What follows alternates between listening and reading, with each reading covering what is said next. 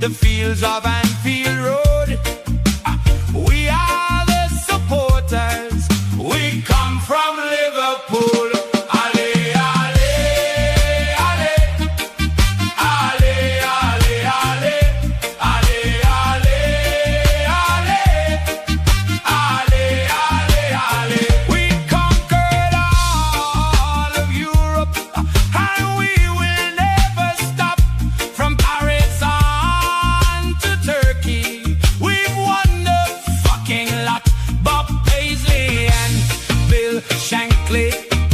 The fields of Anfield Road. We are the supporters. We come from Liverpool. Ale, ale, ale, ale, ale, ale, ale, ale, ale, ale, ale.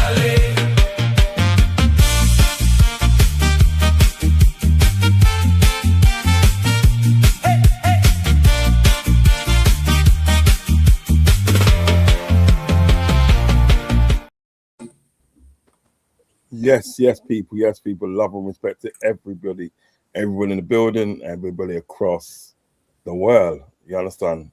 World thing, you get me? But yeah, big up. Please like and subscribe to the channel.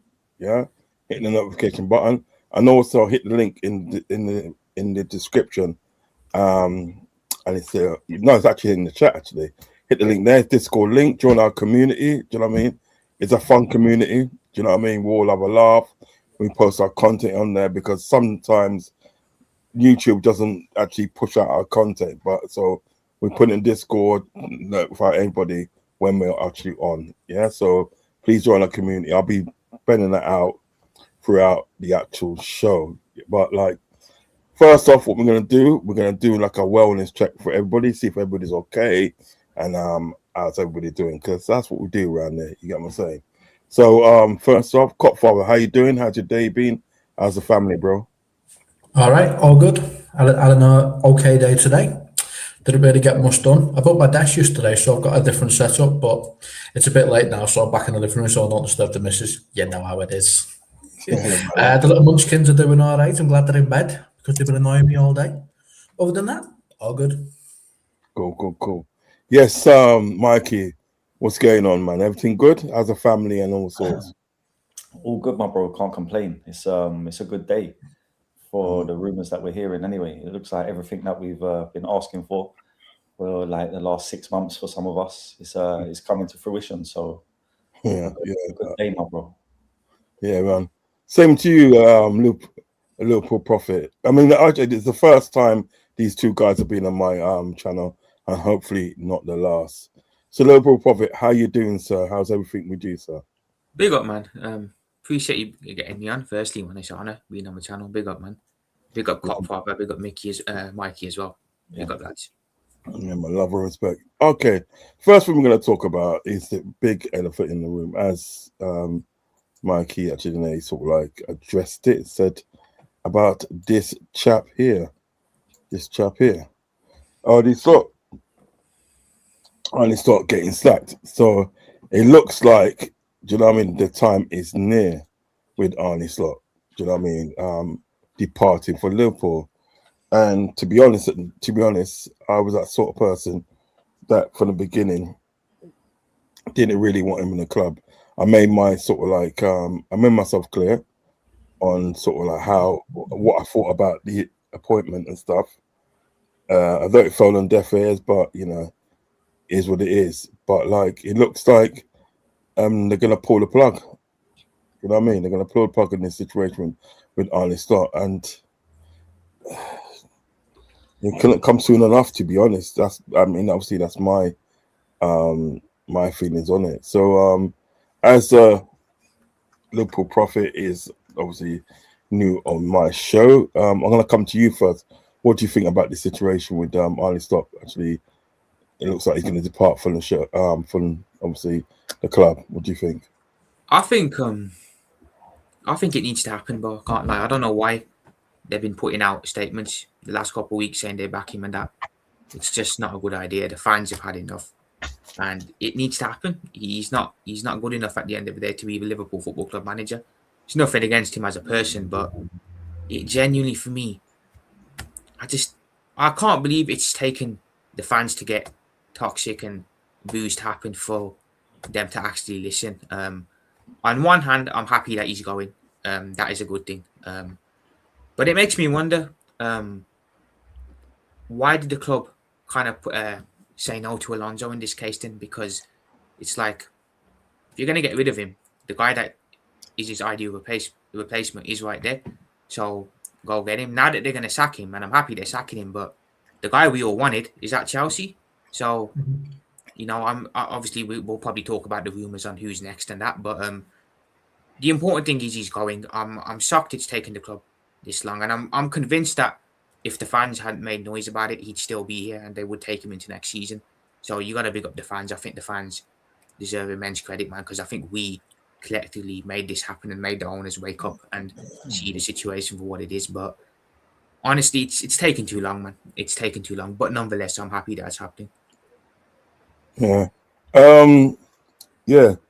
Mikey, what are you saying about the situation, bro? Well, it's what needs to be done. We've all been screaming about it most of the season. Do you know what I mean? Or at least half of the season. So it needs to be done, bro. He's lost the dressing room. The whole Mo Salah incident with the Mo Salah statement, the players liking it.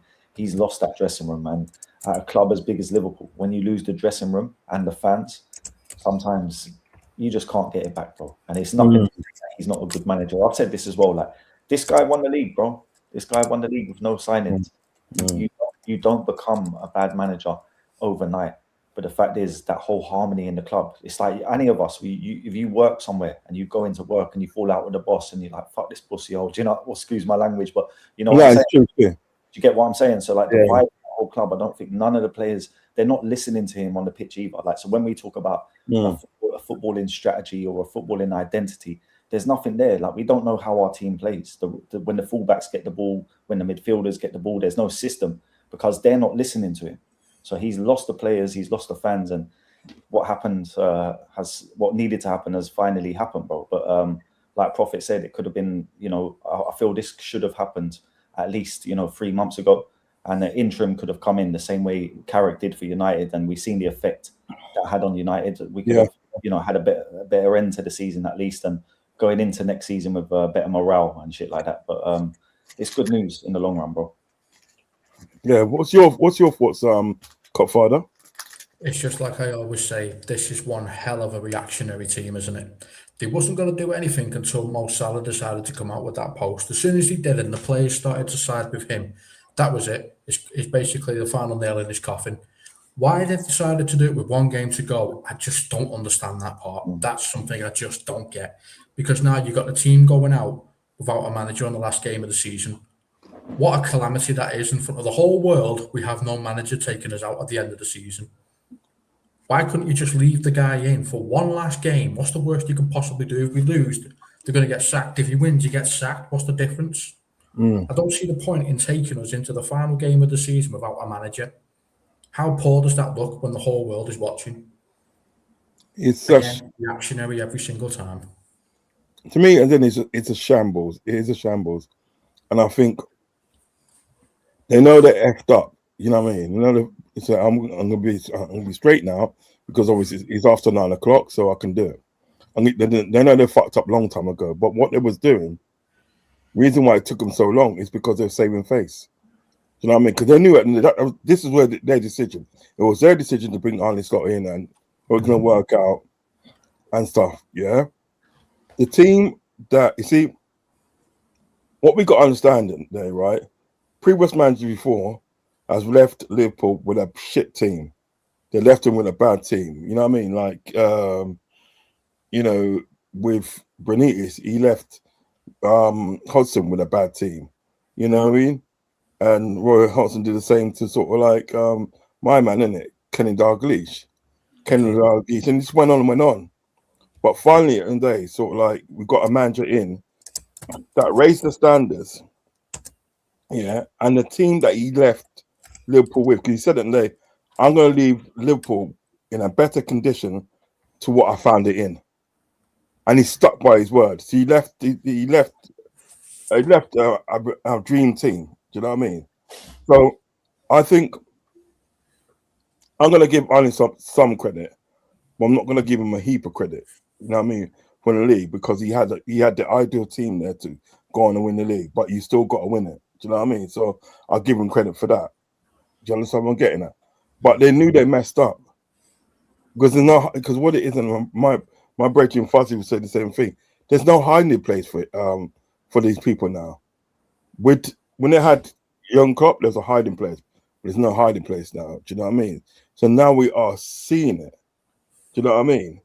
So if I come to my Mickey, like, do you think at the end of the day it was like beginner's luck with Arne Slot winning the league, or do you think at the end of the day it was hard work and grit and he's technical genius? I'll give him his dues, bro, because he made decisions, right? So I remember the first game of the season, he made the decision to hook Kwanzaa and bring in Konate. And then he made that decision and stuck with Konate. So I was like, yo, this guy's not playing around. He also made the decision to, like, Gravenberch wasn't really a starter for us. And he said, right, you're starting for me and you're going to be my number 6. And this is the system I want to play. So, like, he did things that made us, like, we were all calling him a tactical genius last year. We have to remember that. Do you know what I mean? Let's not double take ourselves. You know what I'm saying? We were saying this guy's the guy last year. And he was showing certain things tactically and putting players in certain positions to show that. So, like I say, you don't become a bad manager overnight. It's just he's lost the club. And for me, what it is he changed that system. It's like when we look at people like Gravenberch, he hasn't got that role this season. He's got a completely different role. And they're trying to push him forward, but no one has replaced that role. So the fact that role is not in the team, like, you can see the system has changed. It's like he's come in and said, okay, this is Jurgen Klopp's team and you've been successful playing this way. I'll adapt it to this way for this season. And he ended up winning the league with it. And then he said, right, now I want to do it my way. And it hasn't worked. So, yeah, man, I'll give him his dues for the first season, bro. It wasn't luck. The decisions he made proved that. But like I say, he ruined it with his later decisions, changing the system and all the other things as well. So we are where we are now. And I think it's just a good thing to move on. But when you talk about people not having no one to hide behind, these guys have the Bournemouth connection. And it looks like Areola is going to be the guy to come in. So in prime behind the scenes, there could be relationships there between Hughes and himself. So it could be the same old shit, bro, but hopefully not in it. We hope for the best. I think his brand of football will definitely suit us better if it is him. I agree with that. Sort of guy that will give youngsters a chance, and maybe we'll see more of Rio next year, and even Trey Neone might get a chance. But we'll see. We live in hope. I agree with that. I actually agree with that. I mean, I know we're going to come to it, but I actually said was a fact. Honus or Areola, I'll have to pick Areola. Simple, I have to pick Areola. Prophet, what do you think? Do you think at the day it was luck or technical genius, the fact that he won the league in his first season? I think it was a bit of both, to be fair. We came in, and you made the point at the beginning, Bo, about you weren't keen on him when he was first appointed. I was the same. I wanted Alonso from the beginning to replace Klopp. I was really underwhelmed with the slot appointment. When he didn't get no signings that first summer, I was really crapping myself, thinking, we're in trouble here. He comes in, though. I think we were still playing that Klopp type football, but we mixed it with a bit more pragmatism and a bit more control at times. And I think that worked. So I think you got to give him his flowers there. He did make some tactical tweaks, but ultimately it was still a Klopp team. And the core of the way we were playing, I think, was still the Jurgen Klopp core. I think it kind of started to fall apart last season, didn't it? After that cup final against Newcastle, was it? In between the two Paris Saint-Germain legs. And I think that's when Slot really started to implement his style of football. And he let standards slip, didn't he, when he let the players go off to Ibiza before the end of the season to party. And he's just not been able to motivate them again this season. Got to the summer. Obviously, we had a great window in the summer. And this season, that knock-on effect from last year has continued to this one. He just can't motivate the team. And I think this year he's kind of been sewn up to be a one-season wonder, you can say. He rolled a little bit off Jurgen's team last year. This year, when he's gotten his own stamp on it, it's gone backwards. And the thing is, I don't understand where his tactical smarts went, because he was making really good decisions last year, being ruthless, and that's just completely disappeared. He's just turned into a yes man. It's really mad how it's happened. But honestly, I kind of agree with Mickey there as well about Mikey. Sorry, don't know how to pronounce the name. Is it Mickey or Mikey? My bad, bro. Yeah. Either, bro. It's cool. Mickey. Yeah. So I think the whole Iraola and Bournemouth thing, I do think that does have something to do with it. Hughes being the sporting director and knowing him. Apparently, they didn't want Alonso because he wanted to be the manager, not the head coach. Iraola seems like he will be the head coach if he comes in. It makes me wonder, are they going after him just because he's another yes man and they can control him? Or are they just going to replace a yes man with another yes man? So, I don't know, man. I'm going to give Iraola a chance if it is him, of course, but it's not an appointment that fills me with confidence or I look forward to, I can't lie. Yeah, no, I hear that. What's your thoughts, Cupfather? Well, I am not giving him any credit whatsoever for last season because, correct me if I'm wrong, but didn't Mo Salah break every single record there was to break? And didn't he pretty much outscored everyone that was in front of him? So I'm putting it down to a Salah having a breakout season. The guy was second half FC. That's what he was last season. And we only started to come alive in the last 10 minutes of the game where Salah would go on a madness and score goals to bring it back from 1-1 to 2-1. So I'm not giving the guy any credit. Don't get any credit from me. Because as soon as he started implementing his system in the later edges of the season, we got losses, we got draws, and everyone was saying, "Oh, it's all right. We've already won the league." No, it's not all right that we already won the league. It's the mentality we lost. We didn't have any mentality to win any more games.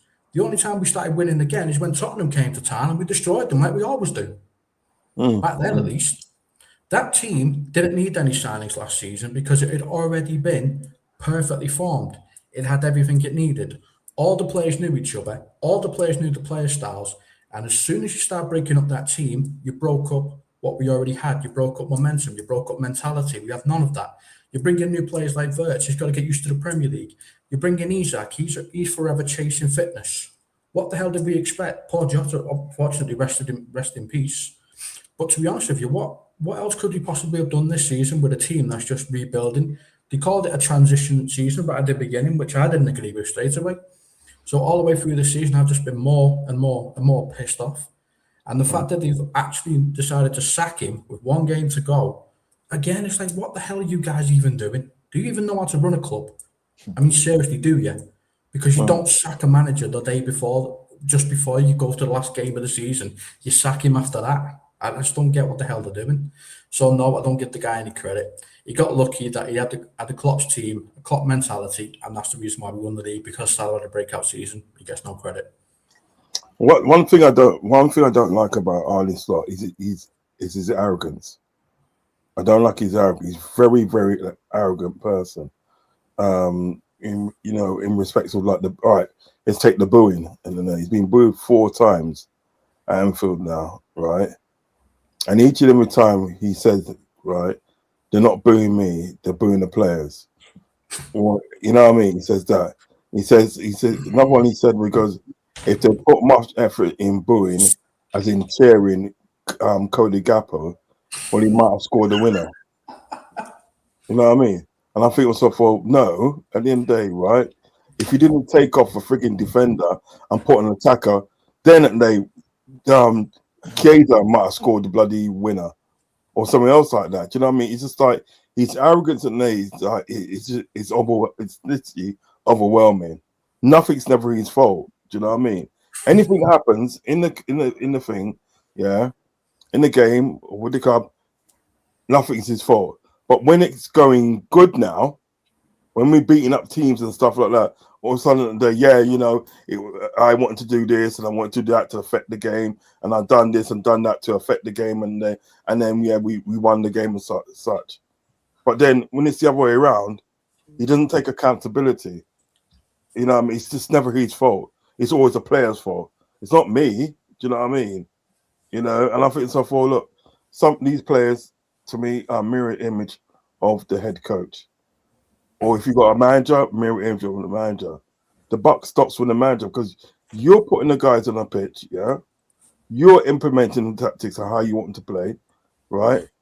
In order to win the game. Now it's all right, and you got some people saying that they will look, if Arne Slot puts the players on the pitch, and the players and they don't like his tactics and everything, they should do their own thing. No, you can't do that.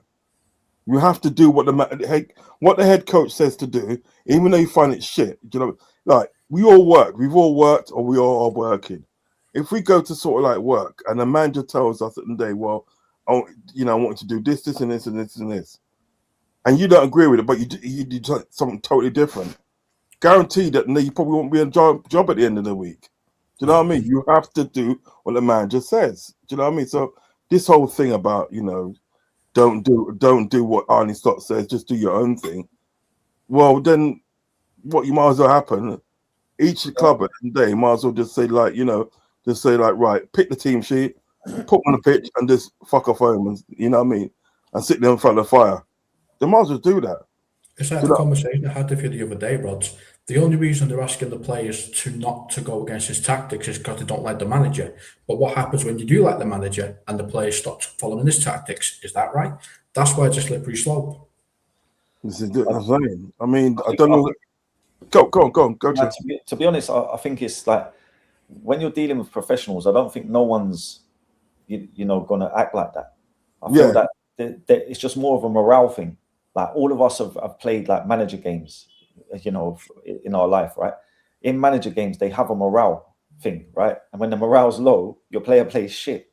So like this is what we're witnessing. Like this is a public. You got to remember as well, someone like Salah, that first initial rift with Salah when he kind of tried to scapegoat Salah, the players would have sided like, oh, this guy's a piece of shit. He just tried to dog the legend, like, or the guy that we all look up to. He just tried to dog him.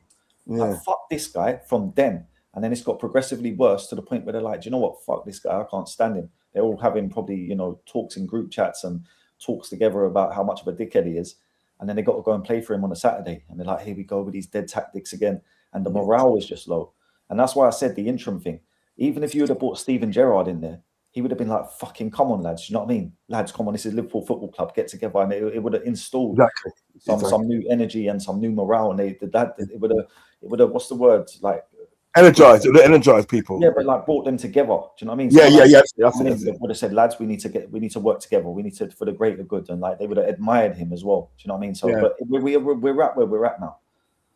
That would have been a good thing, you know. I mean, a lot of people, and there was a lot of people that was against Steven Gerrard coming in because of, you know, what happened at at Villa and all that. But I was thinking different, yeah. I think that, well, these players at the day ain't gonna watch that. All they're gonna be thinking at the day, well, look, this is a legend coming back, and I think that, right? We better be on our best behavior, and we better do what he says, and I think that, because at the end of the day, if we didn't think that Arnie Slot would kick us out of the team, this guy would. This guy wouldn't, they? You know what I mean? So, like, you know, put this way, I'm going to ask Prophet, what would you have thought of Steven Gerrard coming back to the club as an interim manager? As an interim, I don't know. Yeah, like an interim, just to like pass over, sort of like. Yeah, so as an interim, I think he'd actually, if he had come in this season, would have done well. We look at what Carrick's done at United, short term, turned them from where they were in the room and him, and he's got them in third place, and he's got them Champions League football. So Gerrard easily could have had that type of impact. You got to remember, he's only going to be interim. He's short term, couple of months. All he has to really do is be a good speaker, a good motivator. Doesn't really have to do much tactically. He's just filling in for when the proper manager eventually comes in. I think it could have worked, bro. I really think it could have worked. And if the club was smart, if FSG had anything about them, they would have done that. I can't lie. They would have done that back in November time when we lost 3-0 to Forest and 4-1 at home to PSV Eindhoven. They would have pulled the plug then instead of prolonging it and making us sit through this torture for most of the season. Why is, I mean, this is for everybody. Why is Liverpool reactive and not proactive? This is for everybody. Anybody can jump in and answer the question. Lack of leadership, simply. Too many cross wires. Hughes suggesting one thing, Edwards suggesting another, Hogan getting involved and putting his two-piece in, then the manager saying, no, we've got to do it this way. It's like, look at the whole transfer window last year. We let go some of our best players. Trent was a touchy situation, but the Diaz situation, and then looking how bad Cody has been, like that decision is unacceptable. We let go Keeman Kelleher, who's a better goalkeeper than Marmadashvili, and then we bought Marmalishvili for nearly double the price. We let Kelleher go. So like different people are pulling the strings with these decisions, and the decisions are terrible. So like I think we just need some order, bro. It's like with the hierarchy we have at the minute, we will never get a Pep Guardiola or a Luis Enrique type of manager, because they will never work under those conditions. Yeah, you're right. You're 100% right. I think that's what made Klopp so unique, wasn't it? The fact that you can have a manager like him and he's willing to work under those conditions. It's a once in a lifetime thing, isn't it? You're never going to get that again. Remember as well, when Klopp was there, you know, Edwards has been at the club for like 15 years or something stupid like that. He had a rift with Klopp and he had to leave. Remember, Edwards had to leave, and then after that, Klopp's leaving, and Edwards comes straight back through the door before he's even gone. So the hierarchy, man, for me. Like they talk about, he's talked about like a month or two ago that they was gonna like keep Arne Stark because there's a mitigating circumstance in the way that sort of like injuries and blah blah blah blah blah and things like that. But I thought back, and I think I said it on the Enzo show, I think, right, and that look at Jurgen Klopp did when he had 12 injuries. He had 12 first team players out, but he still won the League Cup with youngsters. Played the kids. Yeah, he played the kids, innit? He played the kids, and they look amazing. Seriously, they look amazing. Do you know what I mean? We've got Rio, bro. What would Klopp? He would have loved Rio, but this guy won't play him. This guy won't even play him. Don't. Oh man, that hurt me, brother. That hurt me, man. Because just imagine if you had Rio. Because remember, one of the touching moments that I saw under Jurgen Klopp, right, is when he brought Trey Neone on that time against Luton. Yeah, man. You know what I mean? And he was 16 years old in the fit, and he had to go to school the next day, you know. Imagine that, you know. Imagine that day playing for your boyhood club at Anfield, you know, on TV, and he goes to school the next day, and I feel like people say, yo, man, you was on TV last night, innit? Do you know those ones? And the way he used to cultivate them youth there, brother, it was just like unbelievable, man. And like, so all these things about injuries, right? No, you don't get a pass from me. You do not get a pass from me for that, because you could have took the youngsters in the day, right, and sort of like played the youngsters. You could have played the youngsters, but you didn't. I'll give you another example. Yeah, Calvin Ramsey. He's a right back. He hasn't got a look in. He's been disrespected all season. Yeah, Klopp would have said, all right, we play the young right back. You know, so like, there's just so much of a big difference between them as managers and people as well. The energy, like Klopp always used to say good, positive shit. This guy, like every time he has a post-match press conference, all the fans are raging because he says some mad shit. Do you know what I'm saying? Like he's just not good PR, anything wise. He's just no good for us, man. I think he starts smoking before he starts. Smoking what? Man? Hard. I know it is. He's just smoking that. I don't know. The fact that he actually said, Colombian or something like that. You get me? The fact that he actually said, Rog, do you remember? He said in a press conference, United and Everton are just other games, and I'm like, no, they're not. What are you talking about? No, this is another thing, guys. He doesn't even get the rivalry between us and United and us and Everton. Like, yeah, yep. And that to me, and then day, right, is a put off like Hodgson. Remember Hodgson used to be like that. He was too. Yeah. Hodgson was too pally with the Ferguson, you know, and they said, "Nah, mate, you gotta go." Remember, he never even got a full 3 months, did he, Hodgson? Did he? He was a dinosaur. He was a dinosaur, man. I can't believe. Nah, but you know what it was though, Mikey. It was the fact that his comments. It's his comments that killed him. Because one he said that Liverpool should be too proud to get relegated. Put it that way, to go down. It shouldn't be too proud to go down. That was a final nail in the coffin. Then at the day with Torres and when Liverpool played Man United and Torres got kicked in the head. Yeah, he didn't defend Torres. He basically told Torres, I said to Torres, stop moaning and play football. You know what I mean? Yeah. But the things about what I'm trying to say to people, yeah, sack all that. The writing was on the wall in the beginning before when he signed the contract. And he goes, "Oh, this is gonna get me in trouble at the day with my old mate Alex Ferguson. I hope we don't get in trouble with Alex Ferguson." You're bright, brother. Right, you have signed for Liverpool Football Club and that year, right? you know what? Fuck them, man. They're down the road. You understand me? You don't prop them up. That's so, you know, the writing was on the wall with Hodgson anyway. But like this guy here, and they right, yeah, he used to say some outlandish things. I'm telling you, outlandish things, and the way he's been moving and day, it's just like, yo. So all these injuries and all that, right? Don't talk to me about injuries. Don't talk to me about that because at the end of the day, the manager before you at the day, right? Cope with the injuries. Yeah. All right, remember that season?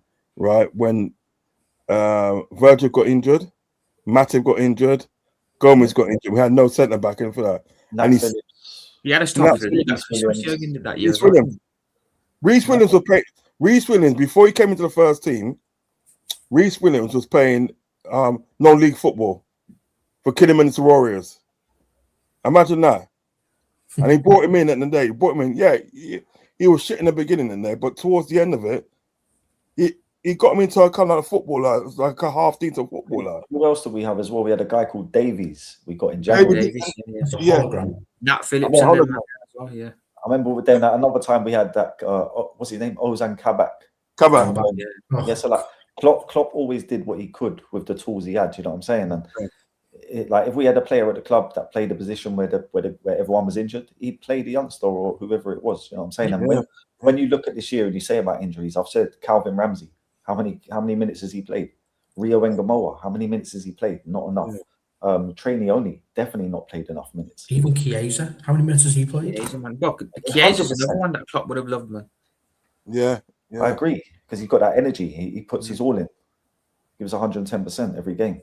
Do you know if Klopp was managing that Sunderland game and he saw what Chiesa done, he'd have gone mad on the sideline, man. He would have like said, right, Chiesa, you know what? You're starting every game. I don't care. You're starting every game, every FA Cup game, every League Cup game, every league game, Champions League. You are starting. That's how he would have rewarded him. He would have started so much until he got burnt out. Seriously, you would have got every out of him because like that there, what he did against Sunderland, ran back for the halfway line, you know. Saved the ball. And he's not a defender from the halfway line and stopped that guy from scoring. Yeah, man. Do you know what I mean? And what did he get repaid with? Bench. He just did his job. This did the job. He praised Alisson more than what he praised him, you know. He's a bastard. I don't like this guy. Apparently, if we believe the news, he's gone. We don't have a manager now. Well, it's like you said, he said some outrageous stuff, man, even when we won games. Do you remember the 6-0 against Karabag, was it, back in Oh yeah. When was that Karabag game? Was it and he came out with something about us losing the Europa League game against Atlanta 3-0 2 years ago. I'm sat there wondering what relevance does that have? Oh yeah.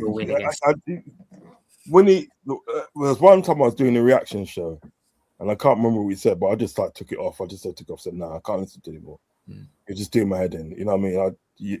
You're more likely going to get me to do something, right, that is more out of my character. You know what I mean? So I'll just stop listening to it.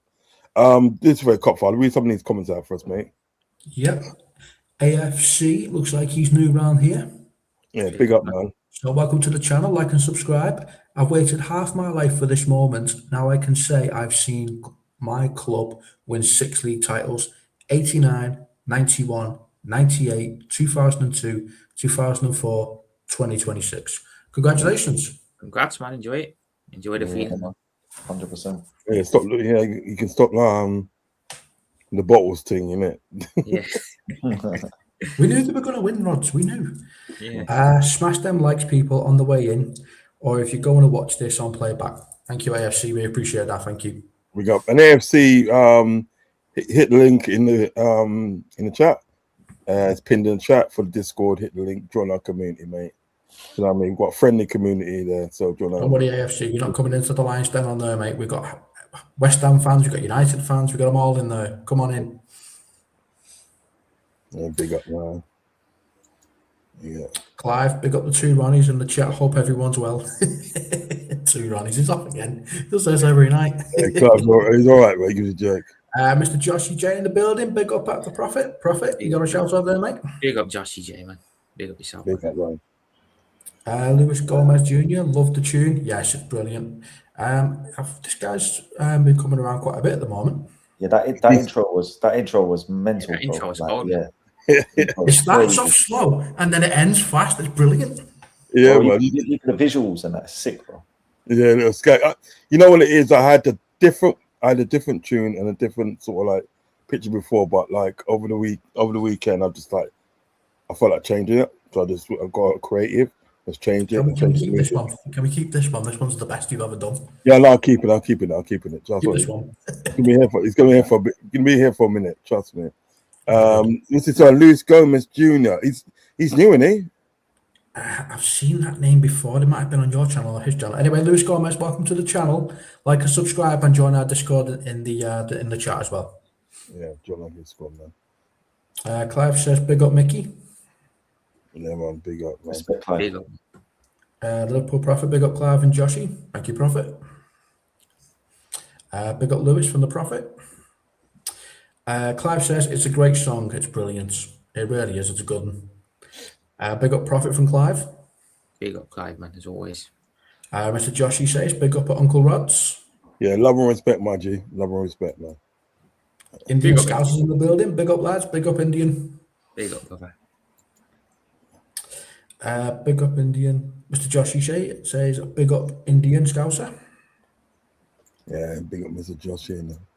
He's got bare man hair like man still. That's what me liking about. Clive asked, "What colour is my bottle?" It's blue, not royal blue. Oh, he's always asking you the colour of your bottle, isn't it? He does. It's either going to be red or blue. You know, I can't do anything. I can't paint this red. You know what I mean? Tuesday was a shutdown, but that was light work. This Sunday at the Emirates, after we lift the title at Palace, will be even bigger, and a parade next Sunday will be bigger than anything London has seen. Will it? It's mad, man, because this time last year he was in the position there with the parade and that. I don't know when Tottenham won the Europa Cup, they had London on lockdown still. You know, I ain't gonna lie. Yeah, You know, Ram boy, Ram still. Right, lads, from Deco. Big up, man. Clive, Hala Madrid. This guy looks like he's new. Welcome to the channel. Like and subscribe and join our Discord. Hones and Areola are still available. Personally, neither of those two can take the pressure it needs to be a Liverpool manager. What do you guys think of this? What do you guys think of Honus? The Honus links? Do you rate him more? I'll be honest. I know very little about him. I can't say that like I know him for years or anything like that. But since the rumours, I've looked into what he's done, and it's quite impressive. And he seems to like attacking football as well. So I don't know. Like I'm not sure if it's going to take a big name. Like I think things are so bad. We just need someone that has a clear philosophy and something that we will adhere to. I think if someone comes in and plays attacking football, and they understand the game well enough to get the best out of these players and train them properly. I think one of the biggest issues we've had is like the players look leggy, bro. We're getting run off the park. All these days off and all these data analysts talking about, players can only play so many minutes and train so many hours and all this nonsense. We need a manager to come in and say, no, I know what I'm doing. I'm running these guys like greyhounds. I'm getting them into top condition, and I'm going to implement my football strategy and play attacking football. I honestly think it's as simple as that, my bro, but each their own. Yeah, I mean, to be honest, today, I know what you mean with him, but I just think at the day, I tend to think that sort of like Ariel will be a better fit because he knows the Premier League. Do you know what I mean? You take. I mean, we took a risk with we took a risk with Jurgen Klopp, and then it worked out. Do you know what I mean? It's not great, man. The manager market at the moment, is it? Other than Alonso in the UK, it's not great, man. No, it's not. I mean, as I said, we took a risk at the end of the day with Klopp, and it worked out. But it's like they're going to strike twice. You know what I mean? It's like the Donkey Derby analogy, isn't it? Would you take somebody who won the Donkey Derby to win the Grand National? Because that's what you'd be doing with Areola or Honus, isn't it? Somebody who's won a lower title to try and win the big one. I'm sorry, but neither of them are going to be able to handle the pressure of being the Liverpool manager. It's not about the style of football. That's all well and good. but it's being able to handle that pressure of being the Liverpool manager. You've got to compete on all four fronts. None of those two managers are doing that. They've got to get far in the Champions League. They've got to win a Premier League. The pressure to be a Liverpool manager is so much higher than Bournemouth ever will be, than Stuttgart ever will be. But this is the big leagues they're coming into, and I don't think either of them can handle the pressure. What like, I understand what you're saying. We need someone that's capable of doing a job, but like, what tells you that, you know, Areola or Honus don't have those qualities? Now, if you say experience, because they haven't won a Champions League or they haven't won a league before, or Premier League, I can understand that. But in terms of who they are as managers and what their philosophies are, have you seen anything to tell you like they haven't got what it takes to handle the pressure, or is it just that they're unknown? You don't know whether they can handle it. It's not the case of being unknown, it's who they're managing. There's no pressure on Bournemouth, there's no pressure on Stuttgart, but there is pressure on Liverpool in the Champions League, in the FA Cup, in the Carabao Cup, in the Premier League. You've got to be able to connect with the fans for a start, but a very emotional club, you've got to connect with us, and that's the biggest mistake Slot made, was not connected with the fan base. Didn't even try connect with us. So he's got to come in, he's got to connect to the fan base, and then he's got to take all the pressure. He's never had this type of pressure before. We've never had this type of pressure. This is the biggest club in England, the biggest. And you're going from Bournemouth to the biggest club. You're going from Stuttgart to the biggest club in England. It's a lot of pressure. I don't think either of those two are ready. What's your thoughts, Prophet? I mean, for me, I've been in the chat before, guys. You know who my ideal manager pick is. It was Alonso. Second, we missed out on Alonso. I was like, you know what, going to Germany and getting Nagelsmann in, because I think stylistically, I think Nagelsmann would probably suit Liverpool. I look at his style of play. It's very reminiscent to what Jurgen Klopp used to play for us. So that would be my pick. If by some miracle, well, I say miracle, if they take Slot into next season, which is unlikely, and he does go in November time, I think it would be perfect for Liverpool to go and get a Julian Nagelsmann. He's made it clear he wants to come in, come back to club management, should I say. And he at least has the experience of managing a big club. He managed Bayern. I think he won some out of Bayern. I can't remember now. I'm sure he won a league title there. My memory's a bit. Nagelsmann. Yeah, I'm sure he won a league. Yeah, he did. He won it. So he's gotten over the line. Yeah, won a league that's a good manager. That's a good shout. Nagelsmann, that's a good shout. Because and he's won he's a proven winner, and he's managed a big club in Bayern Munich. With at the time they had a lot of egos. Then Muller, Neuer, all these lot. So if they want to go back to that Jurgen Klopp style football that they apparently want to go back to, I think he's the perfect guy to go get. I'd argue stylistically as well, he's probably a better fit than Xabi Alonso too, with the way he plays. Originally, back in November, when Alonso was still at Madrid and Slot was under fire, I actually suggested Nagelsmann back then as well. But then obviously Alonso was available, ex-player, love story, and that I kind of got sucked in as well. But with him off the table now at Chelsea, I don't know why the club don't just go do it, man. It'd be a good way, in my opinion, to unscrew what they did with Alonso and Chelsea.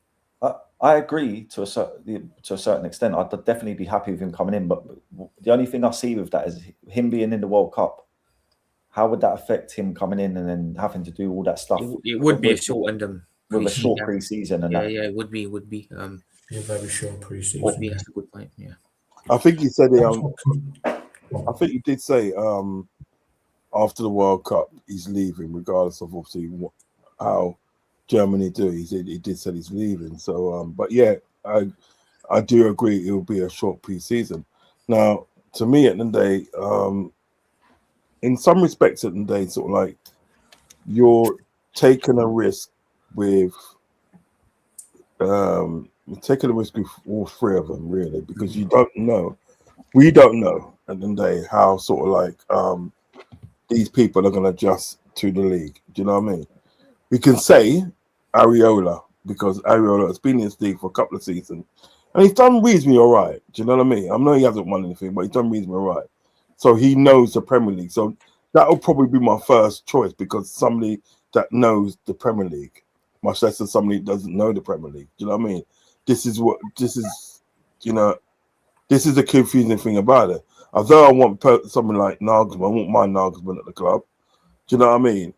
He still hasn't been in England, and we don't know that he could come to England and he can go Pete Tong, and then he's stuck with a manager for at least 2 seasons. Do you know what I mean? Mm-hmm. I mean, I think it's less of a risk in getting Areola. Do you know what I mean? I know he hasn't won anything, but maybe he might be able to do something in Liverpool. I don't know. I think we've screwed up big time by letting Alonso go Chelsea, man. I really Oh do. yeah, real talk. We should have jumped all over that. That Alonso thing, we should have jumped all over that. For the time I think if the club had anything about them, the second Madrid fired him in January, was it? FSG would have been on the call to him, getting the deal done for him to take over in the summer. Yeah. How slot he's got this season. Boom, replace him in the summer, have it all done. But obviously, they don't think like that, do they? Do you think again? Yeah, we've been reactive, not proactive. Again, do you think Alonso plays free at the back at Chelsea? Because that was my only query with him. I don't want a manager to come in and play free at the back. I don't think he can adapt. I think he can play forward at the back if he needs to. I think he has done a 4-2-3-1. I think his preference is a 3-4-3 though, or a 3-5-2. Playing with 2 10s, isn't it? He likes to play with 2 10s. It's mad because with the players we have now, coincidentally, we kind of do shoot a 3 at the back, don't we? So it makes it weird that they now want to go back to a 4-3-3 and the heavy metal rock and roll play. But apparently they said that they looked at the data and they said Alonso stylistically wouldn't be a fit. But then that makes me wonder, okay, so you think Alonso's not a good fit, but you think Areola is? I'm like, Are you not concerned though that these two, Holness and Areola, are just going to be 2 more yes men? That's what I think. That's what I don't like. It's just leaning towards that for me because they're the 2 names. These 2 are completely unknown, just like Slot was. I'll be honest, Copfather, like for me, like I said, it goes back to that structure thing because if Edwards and Hughes stay, they're always going to want that type of manager because that's what they do, dictate in the background.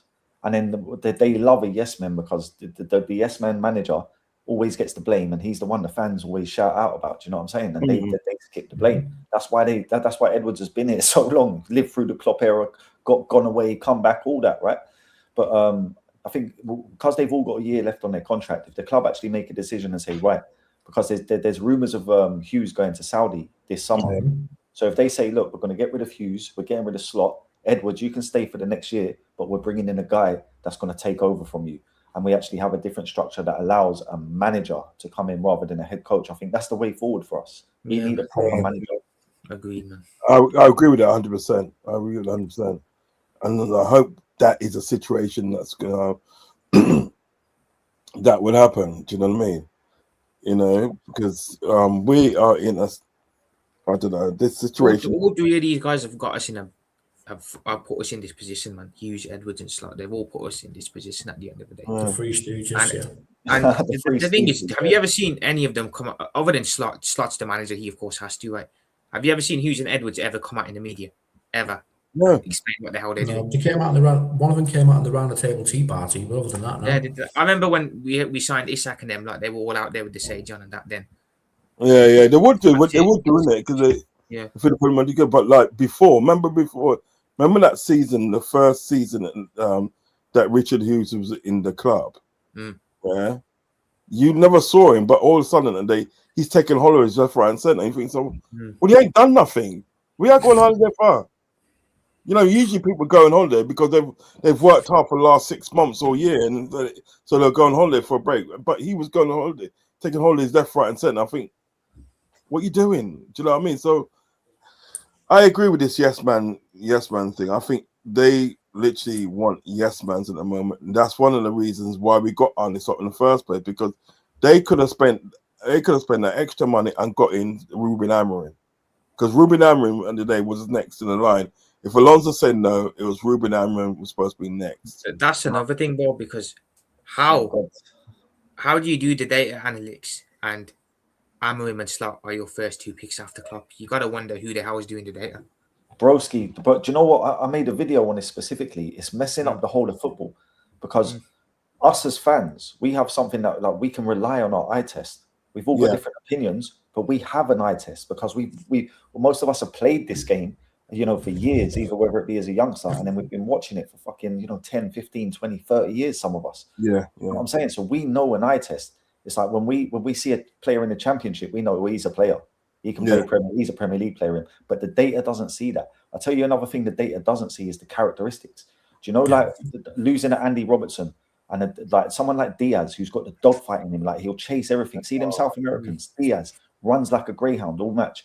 Luis Suarez, the same, South American, run like a greyhound. He sees that ball, he's chasing it down. We don't have none of them characteristics. We got no fight in our team. So they're buying players off data analytics. Even Giorgio Marmadashvili, that was purely off data analytics. But Kelleher is blatantly a better goalkeeper than him. Yeah, so you're right. Where does the common sense come in? Where does the eye test come in? Where are the old school scouts that actually can see and know a player? You know, did you see the Andy Robertson story? His journey, he would have never made it in this with these data analytics. Even though he wouldn't. You're right. I'm saying it was a scout that seen him playing at such a low level that give him a jump up, and then he got another jump up. He got released by Celtic. So I mentioned this a few shows ago with a lad called Footy Reacts, and I said I don't believe in the data because a player could be really, really bad but have really good data analysis, but be absolutely shocking on the eye. And I always look to see what my eyes can see rather than what the data says. I said this exact same thing. I said, bro, I'll tell you one more thing as well, right? These data analytics, they're being used in like obscure leagues. Right, so they'll go out and say, "Oh, this Victor Gyökeres is hitting all sorts of numbers in Portugal. Bring him to the Premier League." Now, no offense to Victor Gyökeres, they won the Premier League, but he ain't no world-class striker. And I believe the same with Isaac as well, bro. I'll be honest, but it's happening all the time. All these players are coming in for big money, different clubs, data analytics, but no one's actually using their eyes anymore. It's ridiculous, bro. Do you know the difference? I would say the difference, Mick, would be with Isaac and everything that we've seen what he can do at Newcastle. You know what I mean? Whether it's sort of like, you know, it's Newcastle, whether you rate Newcastle or not, we've seen it with our eyes that he can do bits. Yeah. My honest opinion of Isaac, right, is that he's crazily overhyped. And I think how Prophet said earlier about the manager market is bad. I feel like the number 9 market in world football is pretty bad as well.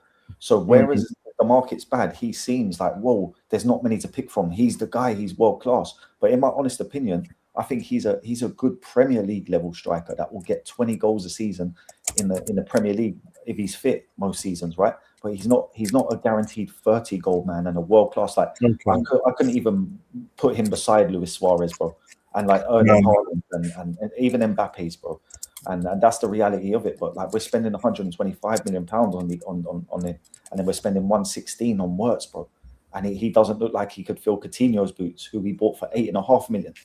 Do you know what I mean? So this is where the data, like 5.5, or whatever it was, right? Peanuts. But Coutinho wasn't even playing at Inter Milan. Scouts was like, boom, you want to see this guy's talent? He's got the whole package. So the scout again. Now the data analytics is what bought Wirtz.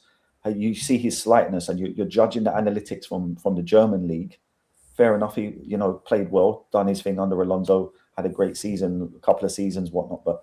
The eye test is not being used, bro, and it's hurting us. It's hurting us, bro. No, I agree with you because like we're I was going to do a show on this. I'll show this because I think at the end of the day football is getting more and more Americanized as we go along. Do you know what I mean?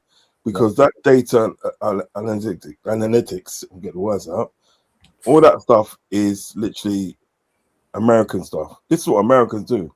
Americans run data on everything. Yeah. Do you know what I mean? On everything, you know what I mean? And it's nothing like the old-fashioned eye test, like what you said. Seeing, you know what I mean? Because seeing is believing. Do you understand what I'm saying? You know? And I just think in the day, sort of like, well, if you got owned by a club, like owned by Americans, you're going to do the American way. Because the thing is about it, this head coach business in there, the reason why they like that, they want to do the head coach business, right, is because of they do it in America. And what they do at the end of the day, they get head coaching, and so like you get a head coaching, and then what was Copfather would you go out and get a whole heap of players what he thinks is good for the team, data again, right, and then he will give it to sort of like the giving it to the manager and say like the head coach, just give it to the head coach and say right, coach these guys. Now, the head coach might not like these players, but he has to take them and coach them. Do you know what I mean? Because that's his job. His job is not to do anything else. That's why when people say that, when people were saying about Arnie Stott saying that like he didn't want to work with, he didn't want some of the players that he got and this and that. Well, sorry, that's your job. If he didn't want to do it that way, don't take the job, because you always knew that was going to be the thing, and that you was going to get players, and your job wasn't then to sort of like coach these players to your best of your ability and get the best out of them. Do you know what I mean? Yeah. So everything really, when you look at football teams these days, everything's Americanized. They're just doing it in the American way. The data, the head coach, and even the fact that they like changing the Champions League. Do you know what I mean? Super Six. That's Americans thought up there. Do you know what I mean? You know, because at the end of the day, the Super Six was a situation at the end of the day where clubs at the end of the day didn't have to spend that money because there was no relegation and no promotion. You just take one league. You know what I mean? I mean, look how poor the Europa League and the Conference League is now. You've got Aston Villa win Europa League last night, and probably Crystal Palace up in the Conference League. Well, to be fair, Unai Emery always wins. Oh, I know that. Yeah, he always wins that. So, like, I know you say, but there's been teams before. Look at West Ham. West Ham won the Conference League. Yeah, Conference League. Then West Ham won the Conference League, didn't they?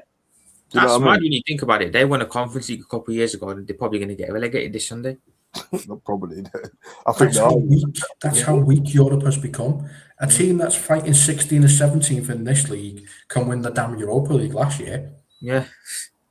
I didn't Tottenham finish in the relegation spot, but won the Europa they Cup. 17th last year. Yeah. They won the Europa. Man United was in the final. Man United was in the final, and they finished 15th. Yeah. You see what I mean? This is what I was saying to you, Rod. It is so weak now. The Conference League and Europa League are the two weakest leagues I've ever seen. Because if an English side is in it, unless another English side knocks us out, they're going straight to the final. Yeah, there's something wrong with this picture. To be fair, there's just something wrong with it because, like, I don't know. Listen, I want to talk about something in the day, right? Which is pissing me off. Big up, big up Tony, man. Big up Tony. Love and respect to Tony, man. West Ham supporter, and he's got his channel, Hammers Football TV. Please, guys, go over and give him a like and also give him a sub as well. If you haven't sub to his channel, it's a brilliant guy, man. I'm usually me and Copfather usually on the show. Still, good guy. This thing at the day, right? This thing kind of shaky at the day, yeah, because that was it when the Man United played last Sunday, wasn't it? Wasn't it Sunday? United. Yeah. Yeah, it was Sunday. Sunday. Yeah, they got away. Yeah, they got a VAR. Whenever a handball again. Yeah. Again. And this time the guy went to the monitor. He looked at it 7 times in the day, and still turned back and said, "There's nothing to see here." It's not That's handball. amazing. You can look at it 7 times and still come to the wrong decision. When it was Arsenal, I'm not even funny. I know Arsenal won the league, but even that now, right? When Arsenal got the goal against them disallowed from West Ham, yeah, there was 5 fouls going on in the area from one Gabriel, what's that one there? Trossard, Rice. Do you know what I mean? Rice, do you know what I mean? But they concentrate on the fact that this guy was getting pulled down. He swung his arm out, you know what I mean? Because he's getting pulled down, right? And they said that there was a foul on the goalkeeper, and they disallowed the goal. Do you know what I'm saying? And that, and the day will probably that can probably relegate West Ham. Yeah. Have you noticed we never heard anything this season about VAR from Arsenal fans? We haven't heard anything. Not one word about VAR this season. We don't hate VAR. We love VAR this season. All of a sudden, get the fuck out of here. Have you seen that video of the Premier League official saying that every 6 years they want a new team, right? Yeah. And then there was the whole thing with who was the referee that was in the Sky Sports studio, and he said, "Oh, what do you think of that decision?" He goes, "Oh, it's May. It's May." Have you seen that? Yeah, What does I that didn't see that one, but I've seen it. So, seen the first one. Talks about. Apparently, I ain't trying to, shit on Arsenal. It is what it is, because if we win it, people will say the same thing. They have said it about us. So But it is that there seems to be some kind of underlying control in football.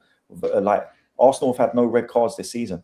We've seen like the Havertz tackle the other day, the Gabriel headbutt on Haaland. Yeah.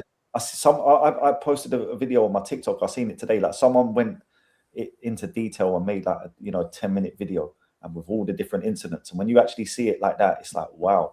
So check out my TikTok and on my TikTok story. But, I'll have a look at that. I've probably seen a few. I'll be checking his TikTok. Yeah, I've been checking your TikTok. And it's check the story, bro. Honestly, it's like a 10-minute video and someone put all the clips together and all the speeches from the referees and shit like that. And when you look at even when we won the league, we were still complaining about VAR. It looks like it is controlled to a certain extent, bro. I'll be honest, but it is what it is. So what is though, right? So when they asked the referee what they're thinking of decision and then what did he say? He goes, "Oh, it's May." Like as if to say, "Oh, it's coming to the end of the season. Who cares?" Sort of thing. Like, do you know what I mean? And like even the guy that was asking the question kind of looked at him and goes, "What do you mean? Like whether it's May or whether it's September, it should matter the same." Did you see that one with Jamie Carragher was talking to Patrick Vieira, and he's saying about like the tackle and we should have been red card. I think it might be the Havertz one you're talking about. Yeah. And he goes, well, no, it's not a red card because he didn't set out to intentionally hurt him. And like, you see Carragher look at the camera like that. Obviously, is this guy serious? You know what I mean? You go. Now imagine that you walk down the street, right, and you stuck one on some guy, right? Knock him out, get arrested by the police. Excuse me, get arrested by the police, and he said to the police, "Oh, no, it's all right. I didn't intentionally set out to hurt him." It's just not going to work, is it? It's just not going to work. Is it? The police are actually going to say to you, "Oh, you mugging me off? You winding me up or something? You winding me up?" You know what I mean? Get in the car, bro. This is what people are saying though as well. Like the technology has been brought in to add a layer of control. Like some of the stuff we've seen. Do you remember the offside goal we had? I think it was against Tottenham one year. Yeah. And then like this year, like I'm just going off the top of my head as well. Things I remember. They're all this hair pulling shit that I've never seen before. But this year we see a man get sent off of hair pulling, and then another man not get sent off. Like the inconsistency is all over the place. What do I keep saying, Rods? With the technology, it's almost impossible to be inconsistent because us as fans are looking at it and saying, "How is that one not and that one is?" Do you know what I mean? We see it every week. So there seems to be some kind of agenda, bro. I don't know. I don't want to ruin football for anyone making. No, but bro, I've been thinking about this for a good couple of seasons. You can't ruin it with me because I'm with you. I've been thinking about that. At some stage, I said to myself, "Well, what's the point of watching football if that's what's going to happen?" Do you know what I mean? If referees can make calls like that, what's the point? You're fighting. Do you know what I call it? Subjective VAR, subjective refereeing, and we can't have subjective refereeing. It's got to be objective to the rules, no matter who it is. But it's not. It's subjective, and that's why VAR doesn't work. Everyone knows the real reason why VAR was brought in. It's because Liverpool and City got 97 and 98 points, and that went against their plans. Liverpool nearly won the league from City, and that went against what they wanted. That's why it was brought in. It pissed them off, but it pissed them when I saw that thing, what you just talked about, when it was that guy come out and said that we want a different team winning the league every 6 years or so because it just gets boring. The same team winning, and I think so. Well, if a team has worked hard to win that league, and then how does it get boring then? Do you know what I mean? They've worked hard to do that the only way that you can say, well, all right, you know what, and then they change it every 6 years if you cheat. And it's for the sake of money. Like remember that, like this is a passion to us. It's a game that we love. We're fans, right?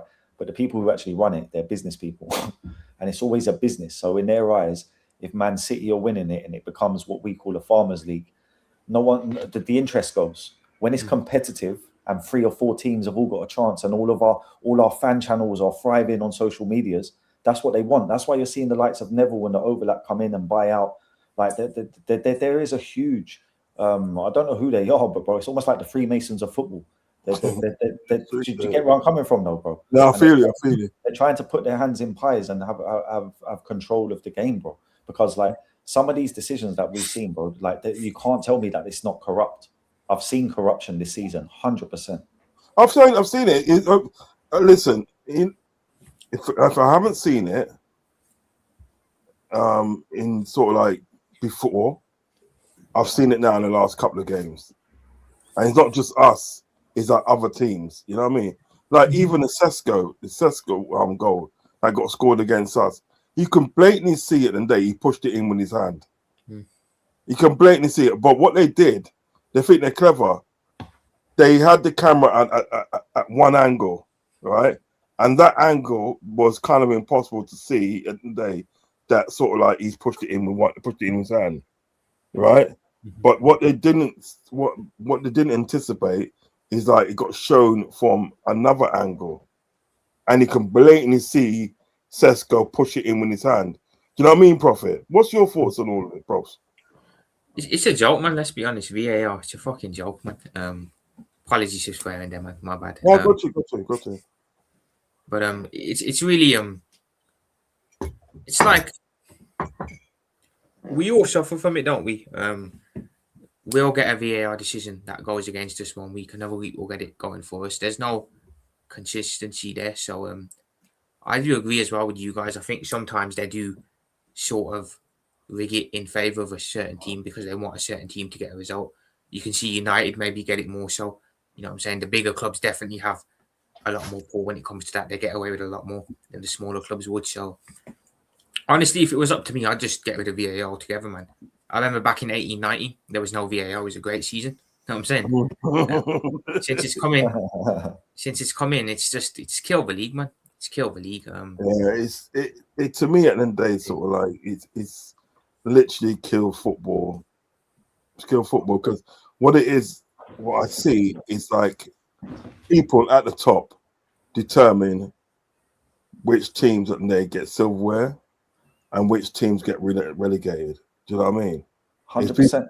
It's people determining people's destiny, and that can't be right. And bro, it's all in the name of business, like I said. So when you look at it, right, the decisions they go for, I think the top 8 teams on a much bigger percentage than the whole rest of the league, and that's because like us big teams have the massive fan bases. You don't want to lose the interest of Man United fans and Liverpool fans, and even Chelsea's and the Arsenal's obviously huge fan base on social media. Man City, a big club, they want all these big thriving clubs to do well because of the business, and they've got the biggest fan bases. It is what it is. But like, I'm for VAR. I'll be honest. Yeah, VAR should be in football, but it should be used properly. It shouldn't be used as a control tool. If you had the right people running it, it would actually help football. And the decisions like made like that. I'm talking 3 people in a room, come to an agreement within 10 seconds. Boom, there we go. We've all analysed it. Do you know what I mean? Make a decision between the 3 of you and confirm it within 10 seconds or whatever it may be, right? But we're seeing VAR stop the game, slow the game down, and it's being used wrong. It's being used corruptly. If it was actually used properly, bro, I think it would actually make the game better because there are incidents that referees miss and you can't see every angle. So I think it would make the game fairer and better if it was used properly and more efficiently, quicker. 10 seconds, 15 seconds decisions, and boom, away you go. Ball's back in action. No, you will. I mean, to be honest, today I see on the continent games on the continent, and I see VAR used properly on the continent. And I think, so why can't they do that over here? Why can't they do it over here? Still, that's what I'm saying. And I wish we went back to the Division 1. When it was Division 1 at the day, right, the game was played more fair. I'm sorry, game was played more fair, and like a lot of teams at the day had chances. Do you know what I mean? It wasn't sort of like people think at the day like Liverpool was winning all the time. It wasn't Liverpool winning all the time. Yeah, teams like Aston Villa and they, right, that was winning the league and getting into Europe. Do you know what I mean? And winning the European Cup. Nottingham Forest done it twice. Do you know what I mean? You understand what I'm saying? Ipswich has done it. Now, could you see Ipswich now, in this day and age, could you see Ipswich winning the league or winning Europe? No. You couldn't see it. But back in them times, they did. Not with the Conference League. You know what I mean? Yeah, that's what I'm saying. back in them times, when it was Division 1, they won the league. And they went, and then they went to Europe. Do you know what I'm saying? You know, so I think it was, you know what? When these people at the day set up this Barclays, because what was called the Barclays Premiership, yeah, and it was like sponsored by Barclays and effect. When these people come in with their bag of money, it just got ruined. You can see it went downhill. I know. It went downhill. Imagine that. Right, check this out. Not a lot of people know this, yeah. Imagine that you tell me if this is fair, right? You got a manager of a club, yeah, which is Man United, yeah. Alex Ferguson, because he was Alex Ferguson at that time. We got Alex Ferguson, the manager of Man United, but he also had a seat on the board of the Premiership. Do you know what I mean? He had a seat on the board of the Premiership. How is that fair? No, but how's that right though? How was that allowed to go on for so long till he's retired? Nobody says anything about it. And he's won 13 titles, 13 Premiership titles he's won. Did shit in Europe, really, when you think about it. You would have thought in the day, because all right, we won 18 league titles in the day and 4 European Cups. 4 European Cups. They've won 13 titles in the day, right? 13 titles, and only 2 European Cups. Yeah. Remember at the day, at one time they was dominating English football. Yeah. So can't anybody see what's anything wrong with this picture? You've managed a club called Man United in a league where you got a seat on the board. Isn't that conflict of interest? I'm sorry. 100%. And he was allowed to do that up until the time that he retired. Imagine that. He retired still having a seat on the board. Imagine that. What did everyone think this year of the way the Champions League ended up, with all the current and past winners on one side and all the teams who barely win it on the other? Wasn't Arsenal basically rigged to the final? Tell me I'm wrong there, because You could look argue who that. they played. Look who they played. You could argue that. Who the hell did we have on our side? Chelsea, PSG. We had Real City Madrid. there. We had Real Madrid there. Yeah, Yeah, I said, at the time of the Atlanta. tour. You remember last season how we got Paris Saint-Germain in the round of 16? They get drawn against Bayer fucking Leverkusen. Yeah. They finished top of the group. We both finished top of the group, or whatever the table thing is. We get Paris Saint-Germain, they get Bayer Leverkusen. Hey, And do you then know what I they were like? Sporting Do Lisbon. you know what I like one season? Yeah, one season I like this and I thought, good, bitch. Well, it was right. It's like this is when it was a group stage, yeah. They gave us, imagine this, they gave us the Spanish champions, they gave us the Portuguese champions, they gave us the Italian champions, yeah. They put us in that group, and everybody's laughing at us, like, yeah. Group of death, Smash up against Spanish. Bro, we won the group, with 100% record, 100% record. Yeah, it was when we had Milan, Porto, and Atletico. Yeah, we beat Milan home and away. We beat Atletico Madrid home and away. We beat Porto home and away. We come up with 100% record, I was like, yeah, go on, club. My G that. I don't care. They're always trying to stick it on us, but like, I don't know. Listen. Even the final last season when PSG beat Inter Milan, I'm not convinced. Still not convinced. I reckon we're going to see the same again. Well, it's only Arsenal anyway, so I don't care. Right? I reckon Arsenal are going to get absolutely destroyed. I personally think they're going to get absolutely hammered. I'll tell you what, I'll be funny. I'll be loving that. I'll be laughing. That will make me chuckle. I'm sorry. That will make me chuckle. Humiliated on the world stage. No, but if you saw the way that Inter Milan go back last season, if you saw the way that Inter Milan played against Barcelona on those 2 legs and everything that year, and you saw the fight and the desire, the energy, and the football they played in there, and then you saw them play in the final, you think to yourself, nah, it's a completely something's not right. Yeah, something's not right. Yes, something's not right. I see brown envelopes, mate. I see brown envelopes. I'm sorry.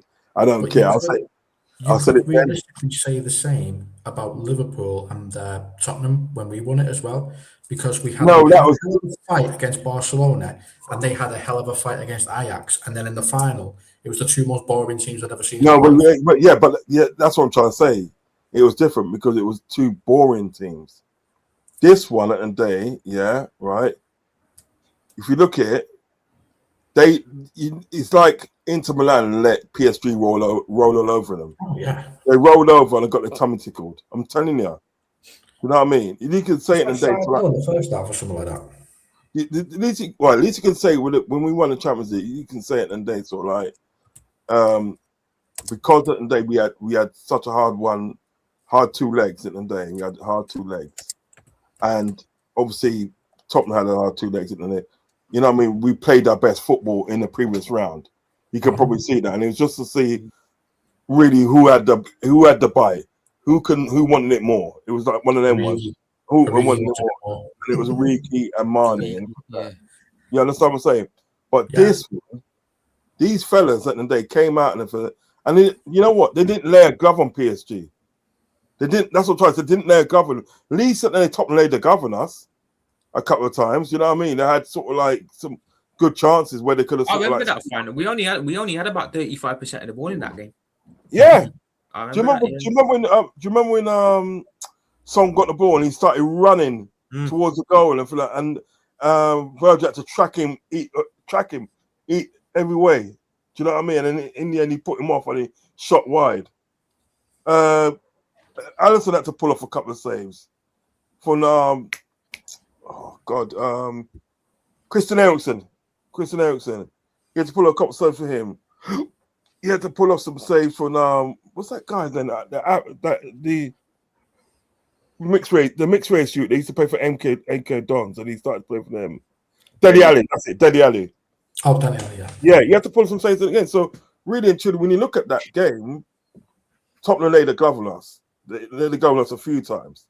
But if you look at the Inter Milan game and the PSG game, Inter Milan didn't lay a glove on them. And I thought, huh?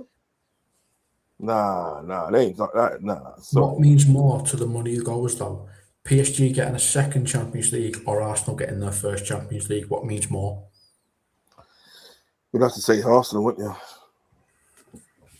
You'll say Arsenal, but I think if the game is played right, and we'll see on the night, yeah, PSG should beat them because I think PSG have too much for them. We like some Dembele, Doué, you know what I mean, on their Monday. Kvaratskhelia. Do you know what I mean? Barcola, and they will more or less come off the bench. I don't really rate Barcola, to be honest. Do you guys rate Barcola? I rate him still. Not as much as I think he's trying. Huh? Yeah. I'll tell you and them not. Nah. Yeah, I'm the same. I don't think he's as good as Kvaratskhelia, but I think he's good. He would improve us. But the only problem is if he comes to us, where's he going to play? Because I think he likes to play off the left. I like the Yandy Monday one because he's good off the right. And he's both. I want to leave space for Rio to really break into our starting 11 this year. Yeah. We've already got Cody there, who plays off the left, and Rio can't get in the team while Cody's there. So do we need to bring in someone else ahead of Rio? Exactly. So next season we need to play Rio more and play Cody less, in my opinion. But we still need to use Cody because we can't expect Rio to play 40 games. But Rio needs to be starting 25, 28 games next season, and Cody can play 15, 16 and come off the bench the rest of them. You're too wicked, man. Too wicked. That's how it needs to go, bro. But do you think no way Gakpo should be playing first? No way. Yeah, but do you think it's possible that Areola could get the best out of people like Trey Neone and Rio Ngamo? Do you think you can do that? It's possible. It's possible.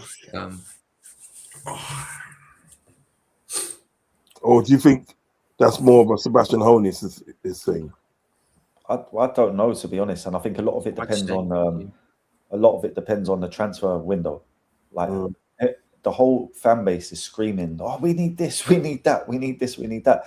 And midfield is one of them key positions. So If midfielders come in the summer, is someone like Trainioni going to even have a chance? There's been rumours of Trainioni going out on loan to places like Coventry and other places as well. So I think Trey's probably going to go out on loan. But for me, the key thing is like we have a special talent in Rio, and I just want a manager to come in that's actually going to believe in him, and start him. Do you know what I'm saying? And put him, like, let him progress into one of our best players.